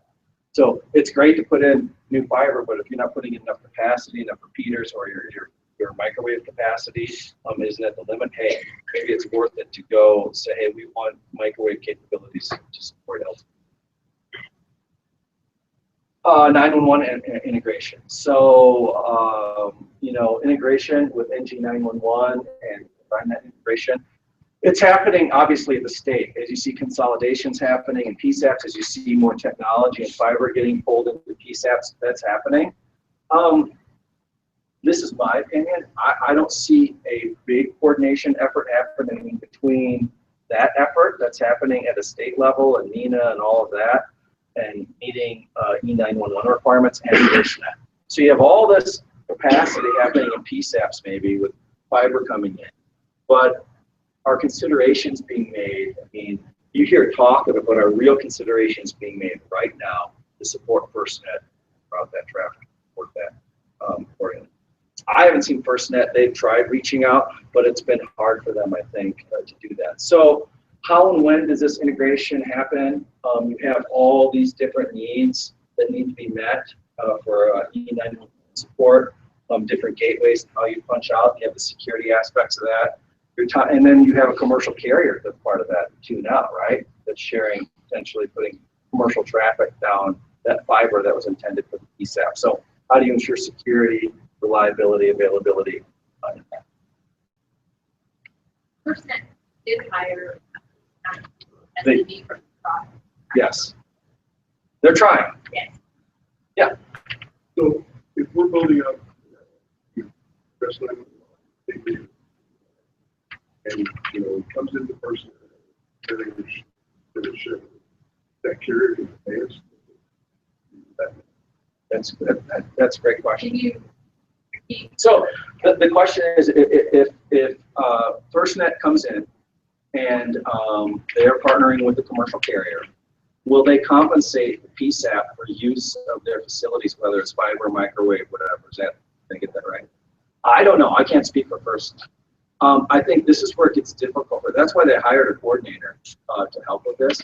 But they're going to need more than that, because the issue becomes in, how do I do that? If I'm FirstNet or a commercial carrier, it's important to you. That's your domain. They got to do 50 states and 6 territories. How do they manage that on a jurisdictional basis? How can they get money and leases and do that? So, you know, they're looking at a very high level right now. How that goes down, that's part of, they have this, I didn't want to get into the policy aspects of it, but they have this very large org chart of functional responsibilities. And so they have functions that are responsible for that within FirstNet that are supposed to coordinate with the state. Now, how that happens, a lot of that is being left up to the offerer, carrier, whoever's offering a vendor, to put boots on the ground to be able to substantiate that. Now, that's kind of hoity-toity up here. What happens at a real working level, that's unknown at this point, right? Because we don't know who's bid on it and who they're going to put there. So they can put, you know, maybe some property management company involved, and they're going to handle these agreements, you know, for a state. They might hire a third-party company and outsource that. Who knows? They might go hire a CenturyLink and go say, hey, CenturyLink, we have a contract with you. You have a contract with all these PSAPs and Comcast. You know, get us, you know, working level agreements with you. That's totally unknown right now. And then how does the payment happen, you know, to them? Is the carrier compensating them? Is FirstNet doing that? How does the money flow to you? I don't know, Kim, you have. So, do you guys need a break or do you want to push through? Keep going? All right. Devices. The UE, the user equipment. So I want to talk, this is the end device that's sending the data. It uses a SIM card. We call it a USIM or iSIM in the device. So if you've had a GSM phone in the past, or from AT&T or Verizon, it's got a little chip in there, a little SIM card. Now Verizon has to do that with LTE. A lot of different operating systems. But the basic componentry of a phone doesn't change. You have an antenna, you have an RF switch, you have a power amplifier. That is what they call the RFE or RF front end, the power amplifier switch. Then have a radio transceiver and a baseband processor. So when you hear people talk about chipset, I often say, well, what chipset are you talking about? Are you talking about the RF chipset or the baseband chipset? A lot of times they're talking about the baseband chipset, but both have become really important going forward. We talked about the bands. So, you know, there were 12 bands in 2011. There's 44 bands. We'll probably have 60 by the end of the year. We have an AWS3 auction, 600 megahertz auction happening. We have unlicensed bands in Wi-Fi. There's a 3.5 gig band that's going to be lightly licensed by NTIA. Public safety in this whole range of bands was given band 14. So it's a 10 megahertz by 10 megahertz allocation, like I said before. The reason I put this out is that, you know, in order for 3GPP, the standards organization, to put a band in, a new band in, it requires a lot of research and development, interference studies, and then the regulator to push that through. So the fact that we're one of the few countries that has a band dedicated for public safety is great. There's other countries like Jordan, UAE, Emirates, they have dedicated bands for public safety, but obviously biggest country and most funding behind that dedicated band. So a little bit about handsets. So commercial market saw a need for ruggedized handsets, and so you've seen some of these maybe out in the marketplace. Sonam has been making a big push to come into the market. They've been selling phones for years through AT&T as their reseller for mostly the commercial market, for utilities, oil refineries, and places like that. Hardened device. But vendors like Kyocera, Motorola Solutions, Harrison Boeing are making devices, Electrobit, Samsung. They all make hardened devices of one shape, form, or another. But they're not big sellers for them. Obviously, they're full-featured, you know, smartphones are what they sell to consumers. So you pay a little bit of a price premium for that phone.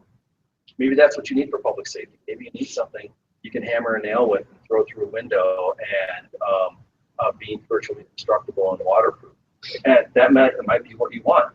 Or you may want a lower featured smartphone that's only $50 as opposed to $1,000. So that you'll get a lot more variety and choice now with devices. The other aspect is, well, why don't I just go buy that cheap phone and then go get a life-proof case with the Fort Collins, tell them, hey, well, make me a case, guys, and do that, and that's a lot cheaper potentially. The advantage of that, if you're like Adams County, they have vehicular routers from Canon in their vehicles. Those vehicles have LTE and they communicate over the band 14 system. But inside the car, they have wired Ethernet or Wi-Fi that's available. Well, now I can use a commodity level device. So if I have a laptop, a Dell laptop already in my vehicle, or a Panasonic Toughbook, or an iPad, or whatever it may be, I can operate on that Wi-Fi. I don't have to go buy a band 14 specific device. So it gives you a lot more functionality. If you have costs already sunk into vehicles and places, you can do that. Then you don't have to get rid of that equipment necessarily. You can use the band 14 as a backhaul mechanism, and then buy a relatively inexpensive case to ensure the life of that. Some of you guys are rougher than others. Last as long, but cheaper than buying a new APX 7000 radio for a rollover time. $6,800. Yeah, 6,800, not 7,000. So again, types of devices. You have handheld devices. Again, lots of different bands available.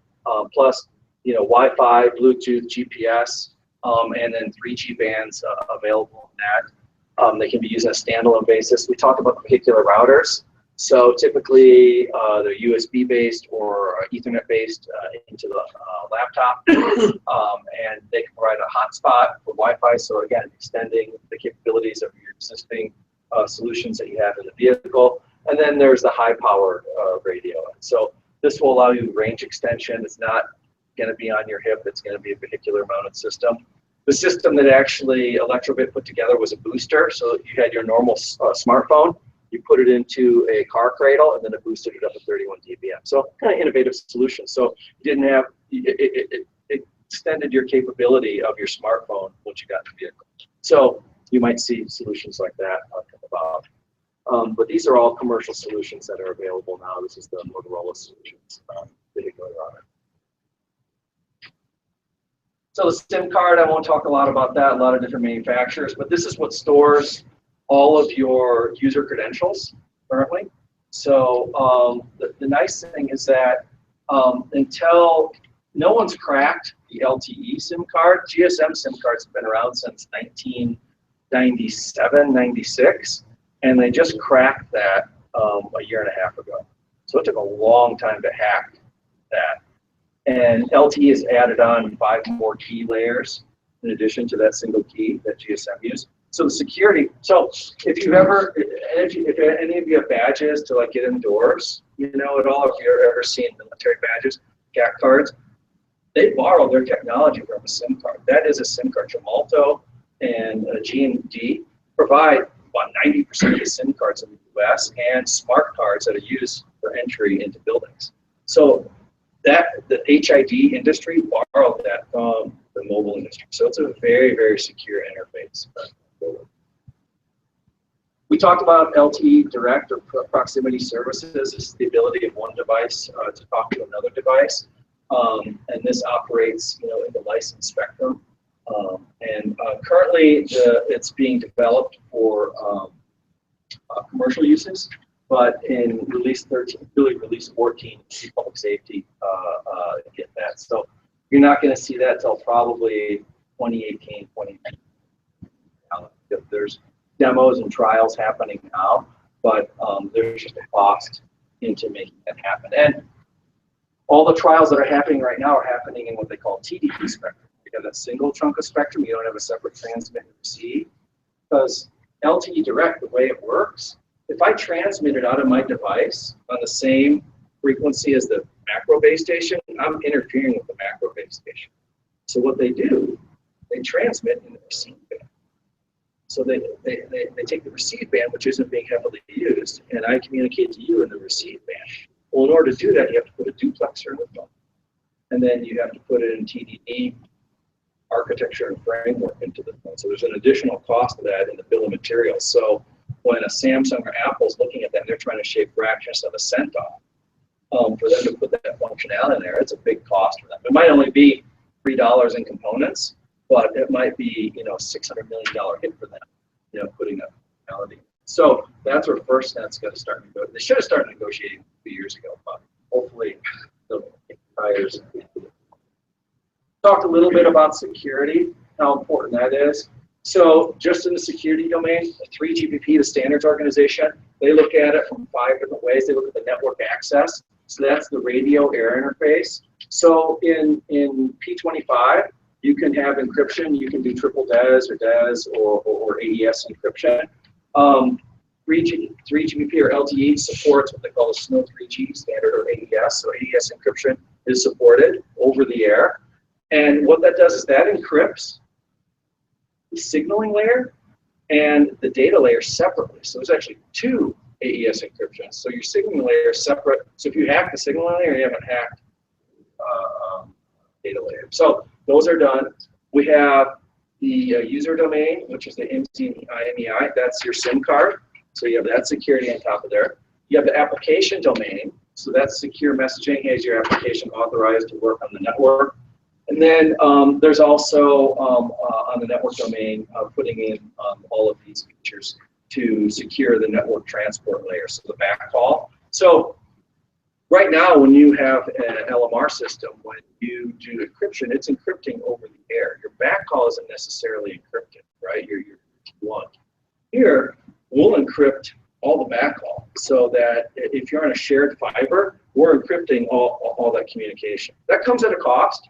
You have to put in security gateways, you have to put in firewalls, it adds delay and latency. So is that important to public safety? The availability is there. Do you want to do it? Currently, no networks in the world do any encryption on the system at all. So this is a new thing. It's supported. You can do it, but it's just the cost is too high for the service providers. What about devices that the brand out there?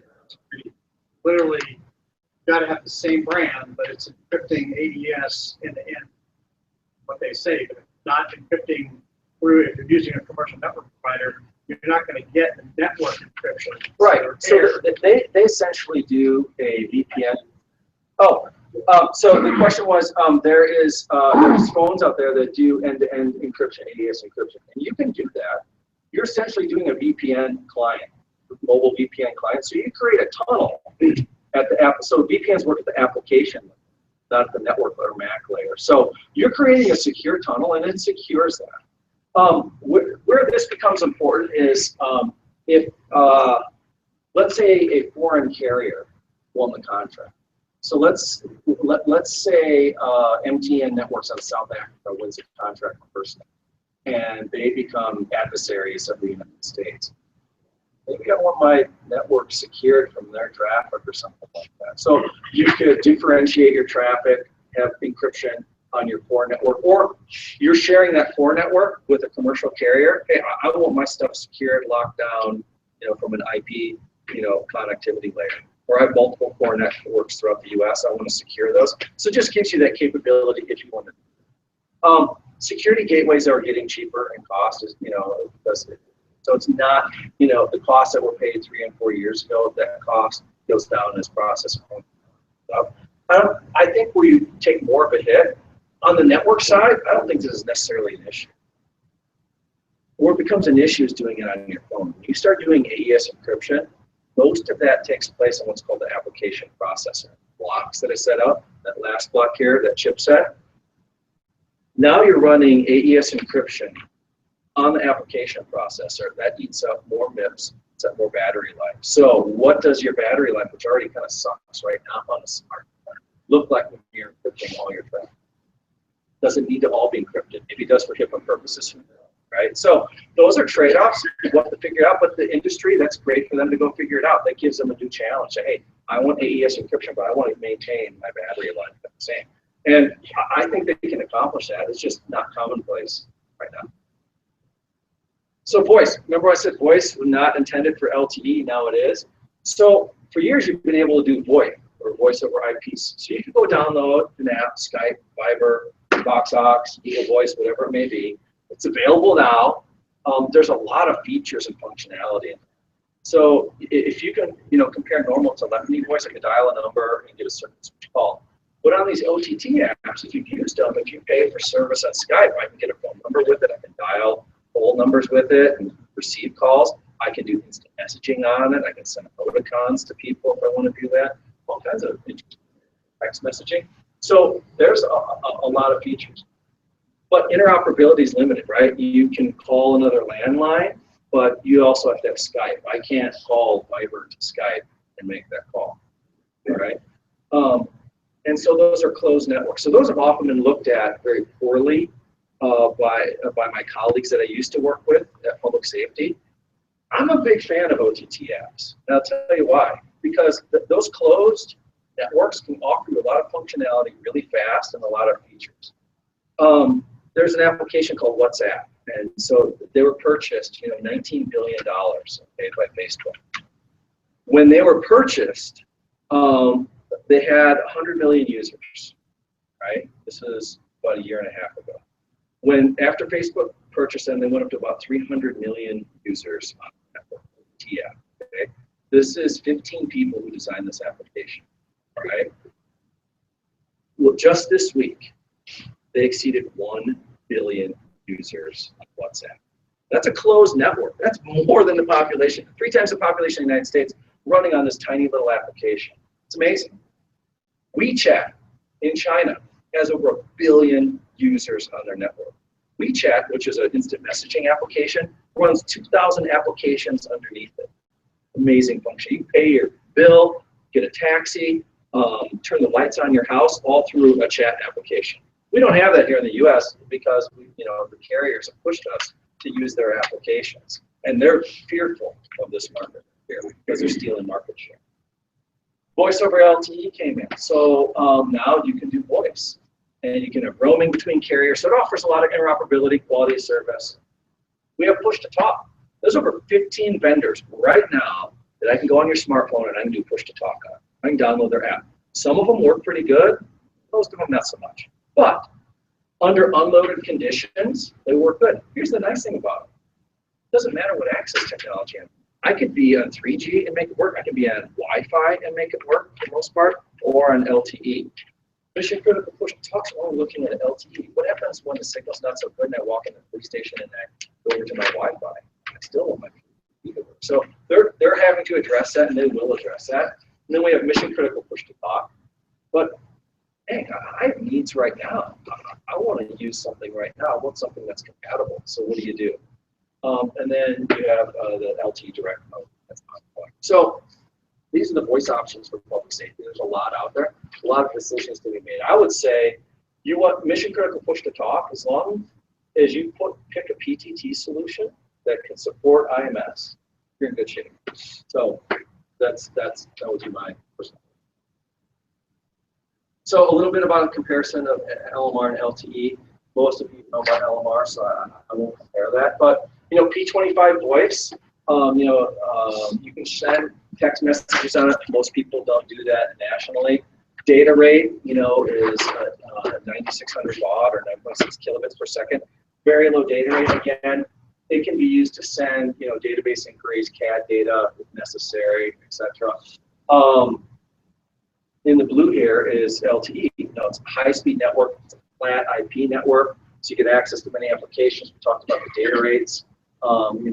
Doing 9,600 baud or 96 kilobits per second as opposed to 76 megabits per second. Big difference. Really same. Channel configuration, you look at P25. I show 12.5 kilohertz channels here, not 25, but you look at the amount of spectrum it uses versus LTE. LTE is just much more spectrally efficient in the same band. The biggest difference is when P25 networks are put in, how you measure the performance of that really isn't on RSSI.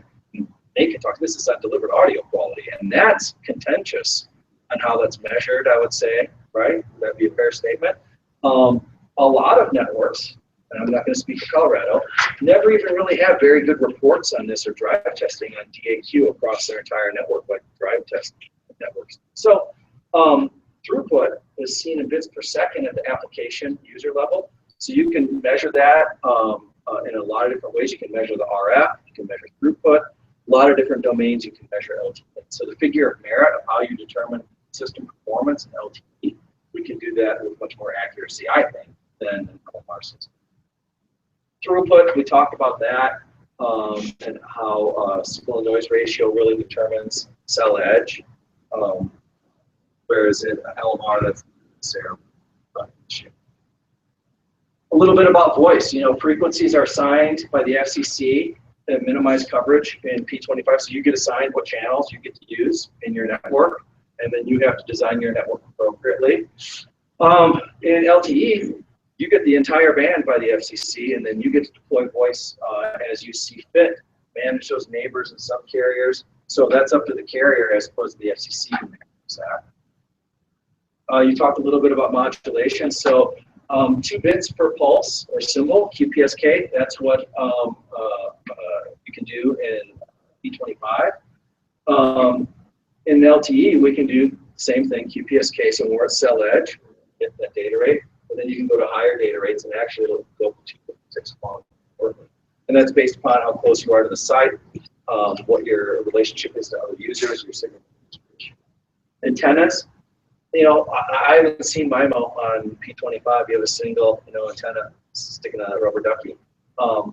LTE employs multiple antennas, uses many different techniques in order to get MIMO and get more data throughput. And it's not just about throughput. I mean, it's easy as a comparison. It's just like cars. We like to talk about what's your 0 to 60 time, how much horsepower do you have? But do you really do that? Are you really squealing tires 0 to 60 every time you're at a stoplight? That power can give you more availability to pull things, to give you better gas mileage depending on your design. Just like LTE, having more antennas can give you more resiliency in your network. You might not need that high-speed data for mission critical. In fact, you don't need that. But the availability of more antennas and more data means I can send my bits across a lot more channels and ensure that I get delivery of that, whereas you weren't able to do that before. In a P25 system, I send that signal out. It doesn't get retransmitted, you know, multiple times from the base station to the user. If it's lost or I'm out of coverage, it's lost. In LTE, I do hybrid ARQ. I may send a message 8 times, that packet 8 times really fast in order to ensure delivery and assemble it on the back end. So that there's a lot more robustness. Latency. Ear-to-mouth delay, you know, less than 350 milliseconds in the trunk system. In LTE, it's typically, you know, 10 to 25 milliseconds. So significantly lower, you know, order of magnitude lower in latency compared to trunk 25 system. Devices, you guys know about SUs, how they're programmed. I'm sure you've had to pay for programming or have people program them or take them in or pay someone to do that, and that can be difficult. In UEs, we have SIM cards and we have Android and iOS, and you download that load as an end user, it comes over the network. You don't necessarily need a third party managing that. Network administrator, whether that's FirstNet or you, can push downloads down to the device remotely. Encryption. Now, here's the thing: is that P25 can do FIPS 142, 256-bit encryption. If you pay that money, your system is capable of doing it. Now, not everyone pays money to upgrade their systems to do that. LTE offers AES encryption, but at 120 bits. They're looking at 256-bit, but because there's no use cases for it, we might not see that. It's a late 2014 spec. It's in there. I haven't seen any equipment that supports it. And we talked about mission critical, push to talk, 2018 until we see it. Obviously now you get it. So site count comparison. This is a little hard to see. I might change this slide. This is Adams County. So this is all their cell sites. You see most of them over here towards, you know, Brighton and the population area, and down towards, you know, 270 goes over here. You have the airport, light blue line, then they have a site up here. The DTR sites, I think there's 3 in the county for the same amount of coverage, maybe better coverage actually than their LTE system. So, you know, that's a 5 to 1, almost 6 to 1 ratio of 700 megahertz LTE sites compared to DTR sites. So you do get better coverage. You're at a much higher transmit power, so you're punching a lot more power in a narrow bandwidth, so you get a better signal out there. The LTE sites are lower power, down tilted antennas, more sectorized. So it requires more resources. So you need microwave or fiber at each one of these sites for, you know, high-speed connection, as opposed to, you know, a T1 maybe, or whatever you need for your repeater capacity. channels. So those are considerations that go into, because you're also paying lease costs. Now, granted, these were all built on public lands, here, right? Public property, so they're not paying any lease costs for utilities or anything. But you're not going to be able to do that necessarily in the entire state. So you're going to be paying lease costs, transport for backhaul, etc. So those are all considerations that have been built out in comparison to LTE and LMR. It's a more complex system. It is going to cost more money.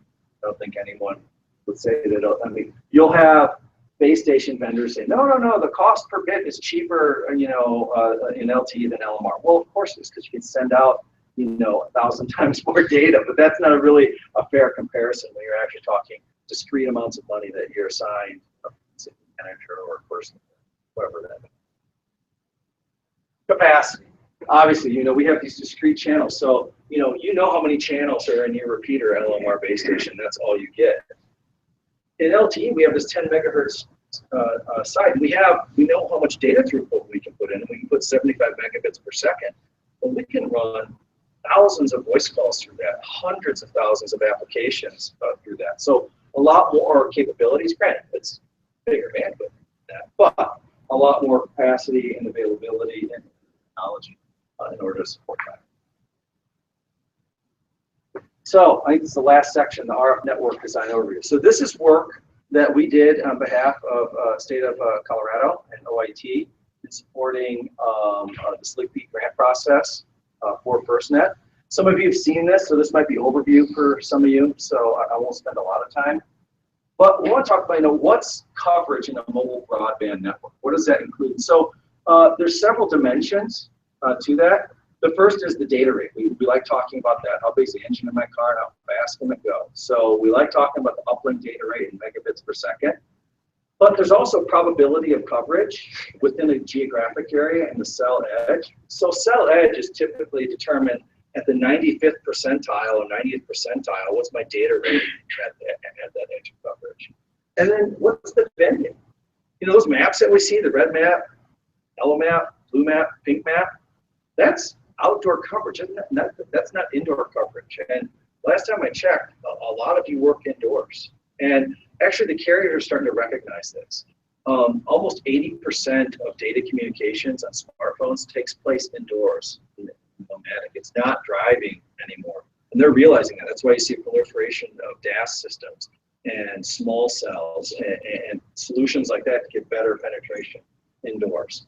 So those can help, with the coverage, but that's, carriers are backing off from that. I mean, 2 years ago, 2014, AT&T publicly stated, we are going to deploy 40,000 small cells by the end of 2015. So I called up AT&T 2 weeks ago and said, hey, how'd your 40,000 small cells go?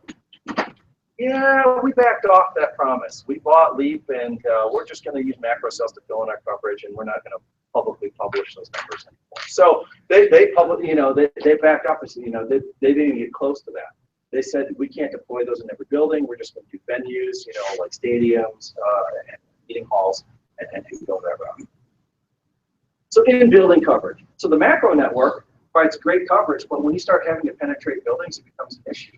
Where it really becomes an issue are LEED certified buildings. So if you have an energy efficient building, it uses LEED certified windows. Those windows have aluminum oxide on it. They're great for blocking up the sun and keeping the heat in. They're also great at keeping RF out. It's like being in a screen room. So if you've ever been in a LEED, a great building is in Denver here, the Embassy Suites Hotel that's down by the museum downtown there by the Performing Arts Center. Is a LEED certified building. It was the first major one in there. So I went in there, did some initial testing. Great coverage in there. You walk into the rooms and it's like being in a Faraday cage. Yeah, this building is like that. Yeah, so you have LEED certified building. It's great for that, but the building designer doesn't care about RF coverage. That's not in his plan. So unless he puts in a DAS system or a small cell, it's difficult. You have people standing by windows over there trying to get a call, right? Let me walk outside and get better coverage. Very, very common. So depending on the nature of FirstNet's public-private partnership, how deep they go into the buildings on day one, we don't know, right? Unknown at this point. So we think Wi-Fi can be a good adjunct to that. Obviously, we're on Wi-Fi right now. We're streamcasting this on Wi-Fi. Most of your agencies probably have enterprise-grade Wi-Fi in your facilities. Wi-Fi is a great adjunct to public safety, and it can roam with this. If you have a T-Mobile service, you can do voice over Wi-Fi. They'll give you a free router for your home, and you can do voice over Wi-Fi. You can do it on your existing router, and it'll route all your text messaging, voice calls. So if you have bad T-Mobile coverage, get one of their routers, voila, you have great coverage in your house. So what's the most effective infrastructure? So we look at that and we say, well, for daily usage, so for first responders that are in the cities or in suburbs, and administrative usage in cities, a commercial network, a normal commercial network architecture probably works pretty good. It's probably better than a dedicated public safety. For special events, Dick's Sporting Goods Field, when they had a big event out there, Adams County said, we're going to put our own dedicated system. Vail, the network that was put up there for the ski championships last year. The dedicated public safety and deployable systems, obviously far superior than a commercial network, just not as accurate. Localized incidents, that's kind of split. We say a commercial network just because it provides wide area coverage where you need it, but it might get saturated very quickly. So you might need dedicated resources there or deployable systems there to supplement that system. Obviously, widespread disasters, wildfires, issues up the canyon up here. Dedicated system, public safety systems, far superior. And now, obviously, for remote areas, there's a benefit to having a dedicated public safety deployable. So there is a necessity for commercial systems, but for what you do in your daily jobs, a dedicated system is necessary. So for in-building, we look at a couple different morphologies or what the system looks like. So for in-building coverage, we look at dense urban, suburban, and rural cluttered. For rooftop antennas, so if you have your vehicle and it's got a rooftop antenna or a vehicle-mounted device, we add not only in that, we add in a rural clutter and rural open. So rural clutter would be, small rural towns, 3,000, 4,000, 5,000 people or less. Rural open, obviously, eastern Colorado, those type of areas, we have a lot of rural open. And then here, in the Front Range, there's a little bit of dense urban here in Denver, but not much in the state of Colorado, according to formal classifications. Most of it is urban and suburban. So when we look at the data rates, you say, wait a minute, you said I was going to get 75 megabits per second. You're giving me 640 kilobits per second on the downlink and 64 kilobits on the uplink. Okay? But here's the thing to note is that it's a 90% probability of coverage in building. So 90% of the time, you are going to get far greater data rates than that. Okay, we're looking at the 90th percentile that you'll get this data rate, second wall. And then these data rates 10 and 1, and you're like, where's my 75 megabits? Oh, I really wanted that. So let's look at some of our calculations. These are those terms: dense urban, suburban, rural clutter, and rural open at the top. And then we have our dimensions of our specifications. So we looked at normal fading and indoor fading. And then we add in building penetration margins and vehicle penetration margins. And the gain of the antenna, we subtract that out, and then we put in body loss, and then the transmit power. So all these go into the equations that we do. So we say, hey, in a suburban setting, which a lot of you might be in, we're going to give you 12 dB of loss for your building. And that might be higher for a LEED certified building. But that's what we're going to say. We're going to add in, another 6 dB for that, for indoor. So you have 18 dB. If you're in a vehicle, obviously 6 dB of loss. And that's actually pretty reasonable. And a gain of 5 dB if you're on the outside of the vehicle. Body loss of about 3 dB. Some heads are thicker than others, so this might go up. And then your transmit power. Normally we're 23 dBm. If you're high-powered UE, you can go up to 31 dBm. So this is the dimensions that we're looking at in coverage in the state. Now here's the assumptions we made for the venue. So depending where we're indoor, in vehicle, outdoors, with a vehicular mounted device or a vehicle mounted with a high power UE, we say, okay, which one of these margins are we going to put into our formula? So we say yes, no on all of those. That goes into our calculation. So we say for vehicle margin penetration, indoor, obviously, we're not going to do that. In vehicle, yes. Outdoors, no. Vehicular mounted, no. No there, because those are mounted on the vehicle. They're outside of the vehicle. If you were using a smartphone inside the vehicle, then we would say yes. So FirstNet gave us a map of what their proposed coverage would be, and we took that and we put that into a GIS tool and mapped that out. So these are what they define as high, medium, and low, and I don't know if I still understand quite what FirstNet originally intended for that. But you look at the high areas, you know, you have Boulder, Fort Collins up here, Denver, Colorado Springs, Pueblo, and a couple areas, you know, out here in the western slope that were considered, you know, high density of public safety users that we need coverage.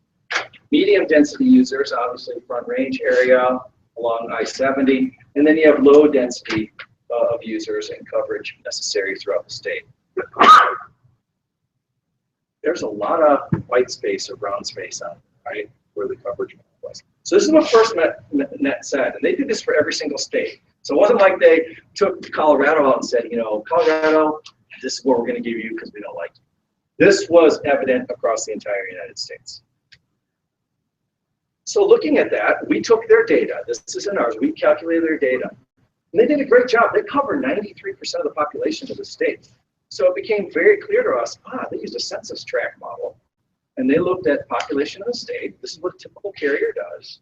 And they covered that. Or 97%, I said 93, 97.3% of the population of the state. So they cover that very well. If you look at the area that they cover, it's about 24% of the state. That was very obvious in that map. And they, you know, took back and said, whoa, that's not what we really meant, but then we really can't tell you what we're going to cover. Why don't you tell us what you want to cover? And that's what started us in this relationship with OIT and finding out the best coverage.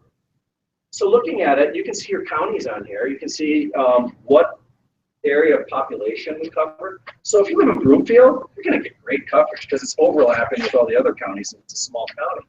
But you can see counties in here where a lot of population is covered. El Paso County, almost 90% of the county, or 90% of the population, like 40% of the county covered. Well, you might have people camping out there, you might have people doing recreational activities, all kinds of things. So I would venture to say that this was untenable for most public safety people. Saw this map, saw this coverage, broke it down by your county, and you saw your county and where you were. You're like, wow, I'm not getting nearly the amount of coverage that I need. Now, if you are in the Denver area, you're going to get great coverage, right? Denver did fantastic. Surrounding areas, you know, it was limited. So these were the coverage statistics that we took and extrapolated from the FirstNet's data. So then we looked at a composite of all the data resources that we had from Colorado. So we then took a look at TTRS coverage for both talk in and talk out coverage, mapped that, in addition to what anticipated cellular coverage needed to be in all venues. This was the coverage that you came up with that you said you wanted, which is basically the whole state. No surprise there. All right. All right. So there's some mountain peaks even that are covered in there. So basically, that's right. That's right. So these might be deployable systems, aerial solutions, whatever it may be. So this is not like we took a orange marker and just went like, this is actually GIS data that we plotted and put on there. So there's several thousand data points. The DTRS doesn't approach that. No, Maybe no. stretch the imagination. Right, right. In terms of usable coverage. That's right. Right. Right, Yeah. right. No, and I don't know if I have that on No, here. yes, we do. We do have the DTRS coverage mapped out, and yes, they're definitely. So we looked at this legend. So the first, we're going to show a couple different graphs on here, and it's going to show The red will be in building coverage where we offer in building coverage. This will be in vehicle coverage, so you have your in vehicle. This is outdoor pedestrian, so you're outside walking around. This is with a roof mounted antenna. And then this is with a high power UE. So you're going to see some graphs of what it is. So we picked an area. So this is kind of Jeffco-ish type, area. So that makes some of you happy, and the others not. I don't know. And so with a high power UE, with the plan that we came up with, you get really good coverage in this area with a high power UE mounted outside the vehicle. Okay, so this is you driving around with your vehicle, you're going to get pretty good coverage. This is without the high power UE, but a vehicular mounted antenna. Okay, still that's not bad actually. You look at your area of intended coverage. You're providing a lot of coverage in the core area here. Yeah, yeah. Right. No one camps there. No one ever goes there. This is outdoor coverage. So this is I have a handheld device. I step out of my vehicle and I'm walking around in just my normal cell phone, like most of you do. This is the coverage that you would get with there. So you start seeing there's some areas in here, canyons, whatnot. I don't have as good coverage. That would be anticipated. Now I get back in my vehicle and I drive. Wow. Now I take a hit because of my steel roof that I have in my car. If you're driving a newer, BMW 7 Series like Nate, it's got aluminum oxide windows. It's going to block out all that RF. You're going to take a hit on the amount of coverage that you get in your building. Then if you look at what is it in building, now you look at in building. Oh wow, this is probably more realistic than what you would anticipate in the network. When I walk inside a normal building with the losses that we put in that chart, doesn't apply to everything. This is a statistical calculation. This isn't empirical data that we measure. This is statistical calculation through our network modeling. This is the indoor coverage that we get in there. So if we look at a composite view, this is the coverage that we would get in the network design that we put forward for the state. So if you have a high power UE, you're going to get good coverage. You're going to get in-building coverage in a lot of areas. And so we think this is a much better plan than the initial FirstNet plan that was put forward. Now, granted, this isn't a final RF network design. This is a conceptual design that was given to FirstNet saying, hey, this is what we as a community, the state has gathered input from you as first responders. This is what we need from our network. This is what we need you to build.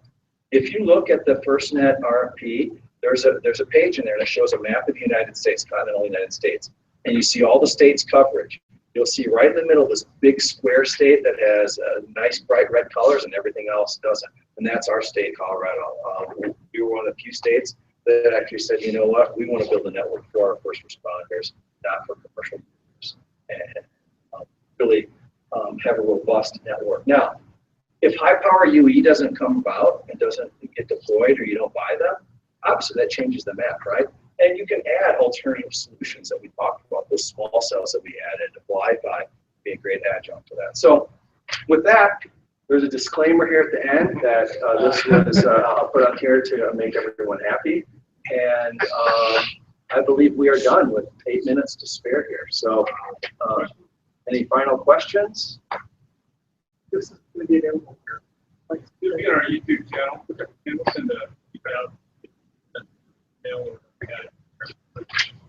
And there was an update. If you printed out slides or something, I changed some of the slides, so you might see some difference. So we'll provide them. There's some backup slides here, so if you really want to go deep into OFDM structure and learn about simple rate and all that. But This is very helpful. So, Hey, Neil. yes, This is Jared Van Hoovel with Texas Department of Public Safety. yeah, I had a question. sure. Thanks. So first, a great presentation. I really appreciated the overview, and thanks for the call our team for inviting us on today. Earlier in your slides, you mentioned a couple of things that kind of caught my attention. You talked about vertical sectorization at a base station, and then you also talked about some of the current design parameters for LTE to be able to handle fast-moving vehicles, and you briefly mentioned helicopters and unmanned aerial vehicles. And from what I've been able to uncover, there's just not a whole lot of mention of that public safety use case of the low-flying aircraft potentially accessing, like a terrestrial LTE system.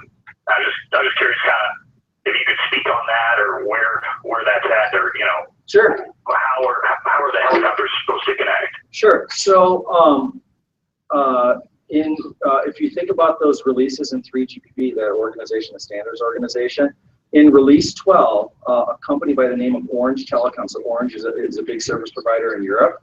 So Orange Telecom put together a use case for air-to-ground communication to helicopters for public safety use in release 12. So that actually is a work item, or sorry, study item, not a work item. So they're not working on it, they're studying, trying to see if there's value in that. So, and that's essentially a public safety case for low-flying, relatively low-speed vehicles.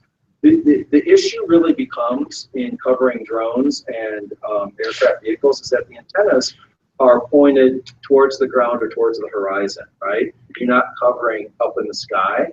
So once you go above the tower, you're not in the main lobe or main coverage of the antenna. So it becomes less an issue with the standard, because the standard can handle speed and whatnot. When you get up in a high building or you get up in a aircraft that goes above the towers, what happens is you lose all interference from building objects. So you don't have trees as an issue between the cell site, you don't have buildings. So you start seeing all the cell sites almost at equal power. And what happens is your signal to noise ratio, all those signals then become noise. And you can't differentiate what cell site to talk to because now you're kind of equidistant from all higher in altitude. So the ability of the transceiver to differentiate those signals becomes difficult. So that's what they're going to work on, is trying to do that. But that is it's a dance that you can do between standards and really optimizing your system for air-to-ground coverage. So, you know, there's not an easy answer for that, but there's work being done. When and if that happens, you know, you can get my contact in through over Kim and I can update it. I keep very abreast of that. I do a lot of work in the drone industry. So this is really important for them. So it's important for public safety. And so I'm trying to push that forward. The use case for a helicopter, though, it is in there. For airplanes, not so much, but it'll be similar as far as operation. Well, how's this? They have different cell companies. So you're going to share their towers, or are you going to do your own towers? So well, it's not me. How to make this system work? I mean, you know, like where I'm at, you got north part of the county is only AT&T, south part of the county is only Verizon.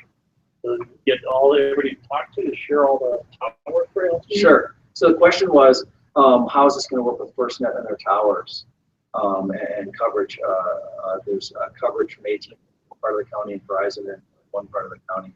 So most cellular companies, the major operators, so I'm not talking about Viero or Union Wireless or guys like that. I'm talking the four big ones, Sprint, Verizon, T-Mobile, have sold their tower assets. Verizon just sold all their tower assets, okay? And so they no longer physically own their sites. They've sold them to third-party companies like American Tower, Bechtel, Crown Castle, etc., to go manage them.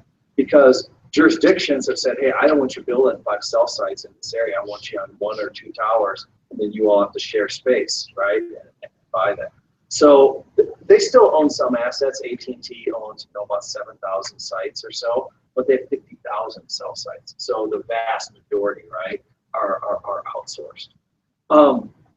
It's up to FirstNet, and this is part of the exercise we did with the state. We looked at all the state assets. We took their common areas of interest in the state, so 6,000, 7,000, around 7,000 state, and not state assets, public safety or public assets, government assets that you could potentially deploy on. We didn't evaluate, you know, do building, you know, permit goals and see if we structurally do it. We just thought there was availability to put a site there.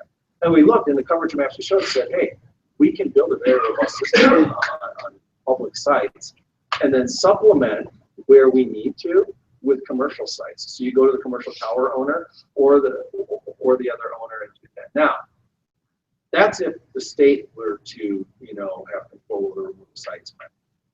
FirstNet will partner with an offerer, and whoever that offerer is, if it's an existing carrier, they're going to deploy in their existing sites, right? Because they have lease agreements there already, and it's very easy for them to supplement that. So if AT&T wins it, you're going to get a very, very similar coverage to what AT&T is. Verizon wins it, it probably would be very similar to Verizon. That's why putting in your own state requirements of where you want coverage that differentiate from a commercial carrier are so important. So that's why we have Texas online. I didn't realize that. It'd be great for Texas to be able to. Yeah, and just to add a little bit, Ken, the FirstNet has substantial rural milestones that the legislation says they have to meet in various iterations of the network. I think by IOC 3, they say for 2, they're now saying 60%. That's part of it. Right. But we don't know how that translates to coverage in rural America, really, because 60% of the U.S. could be achieved from the Mississippi east, and the more challenging areas of the Rockies and New Mexico to Montana is a different story, including Texas, right? So that's the piece that we're really going to have to stay engaged with FirstNet on as they select a vendor in this fall and into early spring next year. They present And it's a plan. rural milestone. It doesn't say initially I have that coverage. It means they've met that milestone, whatever that arbitrary milestone is. It's pretty arbitrary right now. FirstNet can kind of self-define that. Well, and the vendors have to define how they're defining what those rural coverage milestones are contractually with FirstNet as they step through the process. So that's the piece that's really of interest to Colorado that we don't know yet, but we're keeping a very close eye on. Exactly to your point is okay. And the other concern is, so they go with, let's say they go with AT&T. AT&T has now publicly said they're very interested in this business prospect for them. FirstNet has publicly said that they would only roam with the carrier they partner with. So then where does that put your county? Where does that put Gilpin County in the southern half of the county, right? That's a question, that's a hard question we would be asking on your behalf. So understand that we recognize those issues and are ensuring that we are going to be engaging FirstNet and their partner as those developments occur. Now, the interesting case, so that's a relatively easy case. It may not be very favorable for you, but it's easy to know. If we know that a carrier, a year from now, we know what carriers want it, we know where their coverage is going to be and where it's not, then it's actually almost easier for us to say, hey, we know where to take the fight to. These are the areas we need covered because we know your commercial system doesn't cover. I think where it gets more difficult is if a non-carrier, which there's several that will bid on this, let's say a General Dynamics or Motorola Solutions or Nevada bid on this network, they have no assets at all deployed anywhere. So who do they partner with on a roaming agreement or multiple partners? How do they supplement coverage? All of that is TBD. That becomes a much more difficult, I think, and interesting scenario of the state, county, cities to be able to figure out where the coverage is. And Texas, hopefully I answered your question there. Yeah, absolutely. And, I just would be very interested in kind of keeping abreast of developments as they come, because as I mentioned, they've been sort of few and far between for me to be able to find those. Sure. Jared, I'll send you Emel's contact and you can communicate on that. I really appreciate it. And thanks again, guys. I appreciate that. So we're going to go ahead and end up. If you have any questions, you can always address them back to us. And like we said, this will be up on our YouTube channel, and we'll send you all the documentation. Also, if you could give us an evaluation, if you want to run and you don't want to do it today, we'll send you a link to that. And if you could, go to a Google form and tell us how to make this better. We want to have these across the state, but we want your feedback. So thank you very much. And hopefully you all recognize the importance of watching, right? We've been around for 2 years and stuff is finally happening, and hopefully Emel's presented to you the reason for why you need to stay engaged. Well, I haven't too. I'm still waiting. So please stay engaged. That's what we would ask. Thanks for coming. Thank you. Thanks.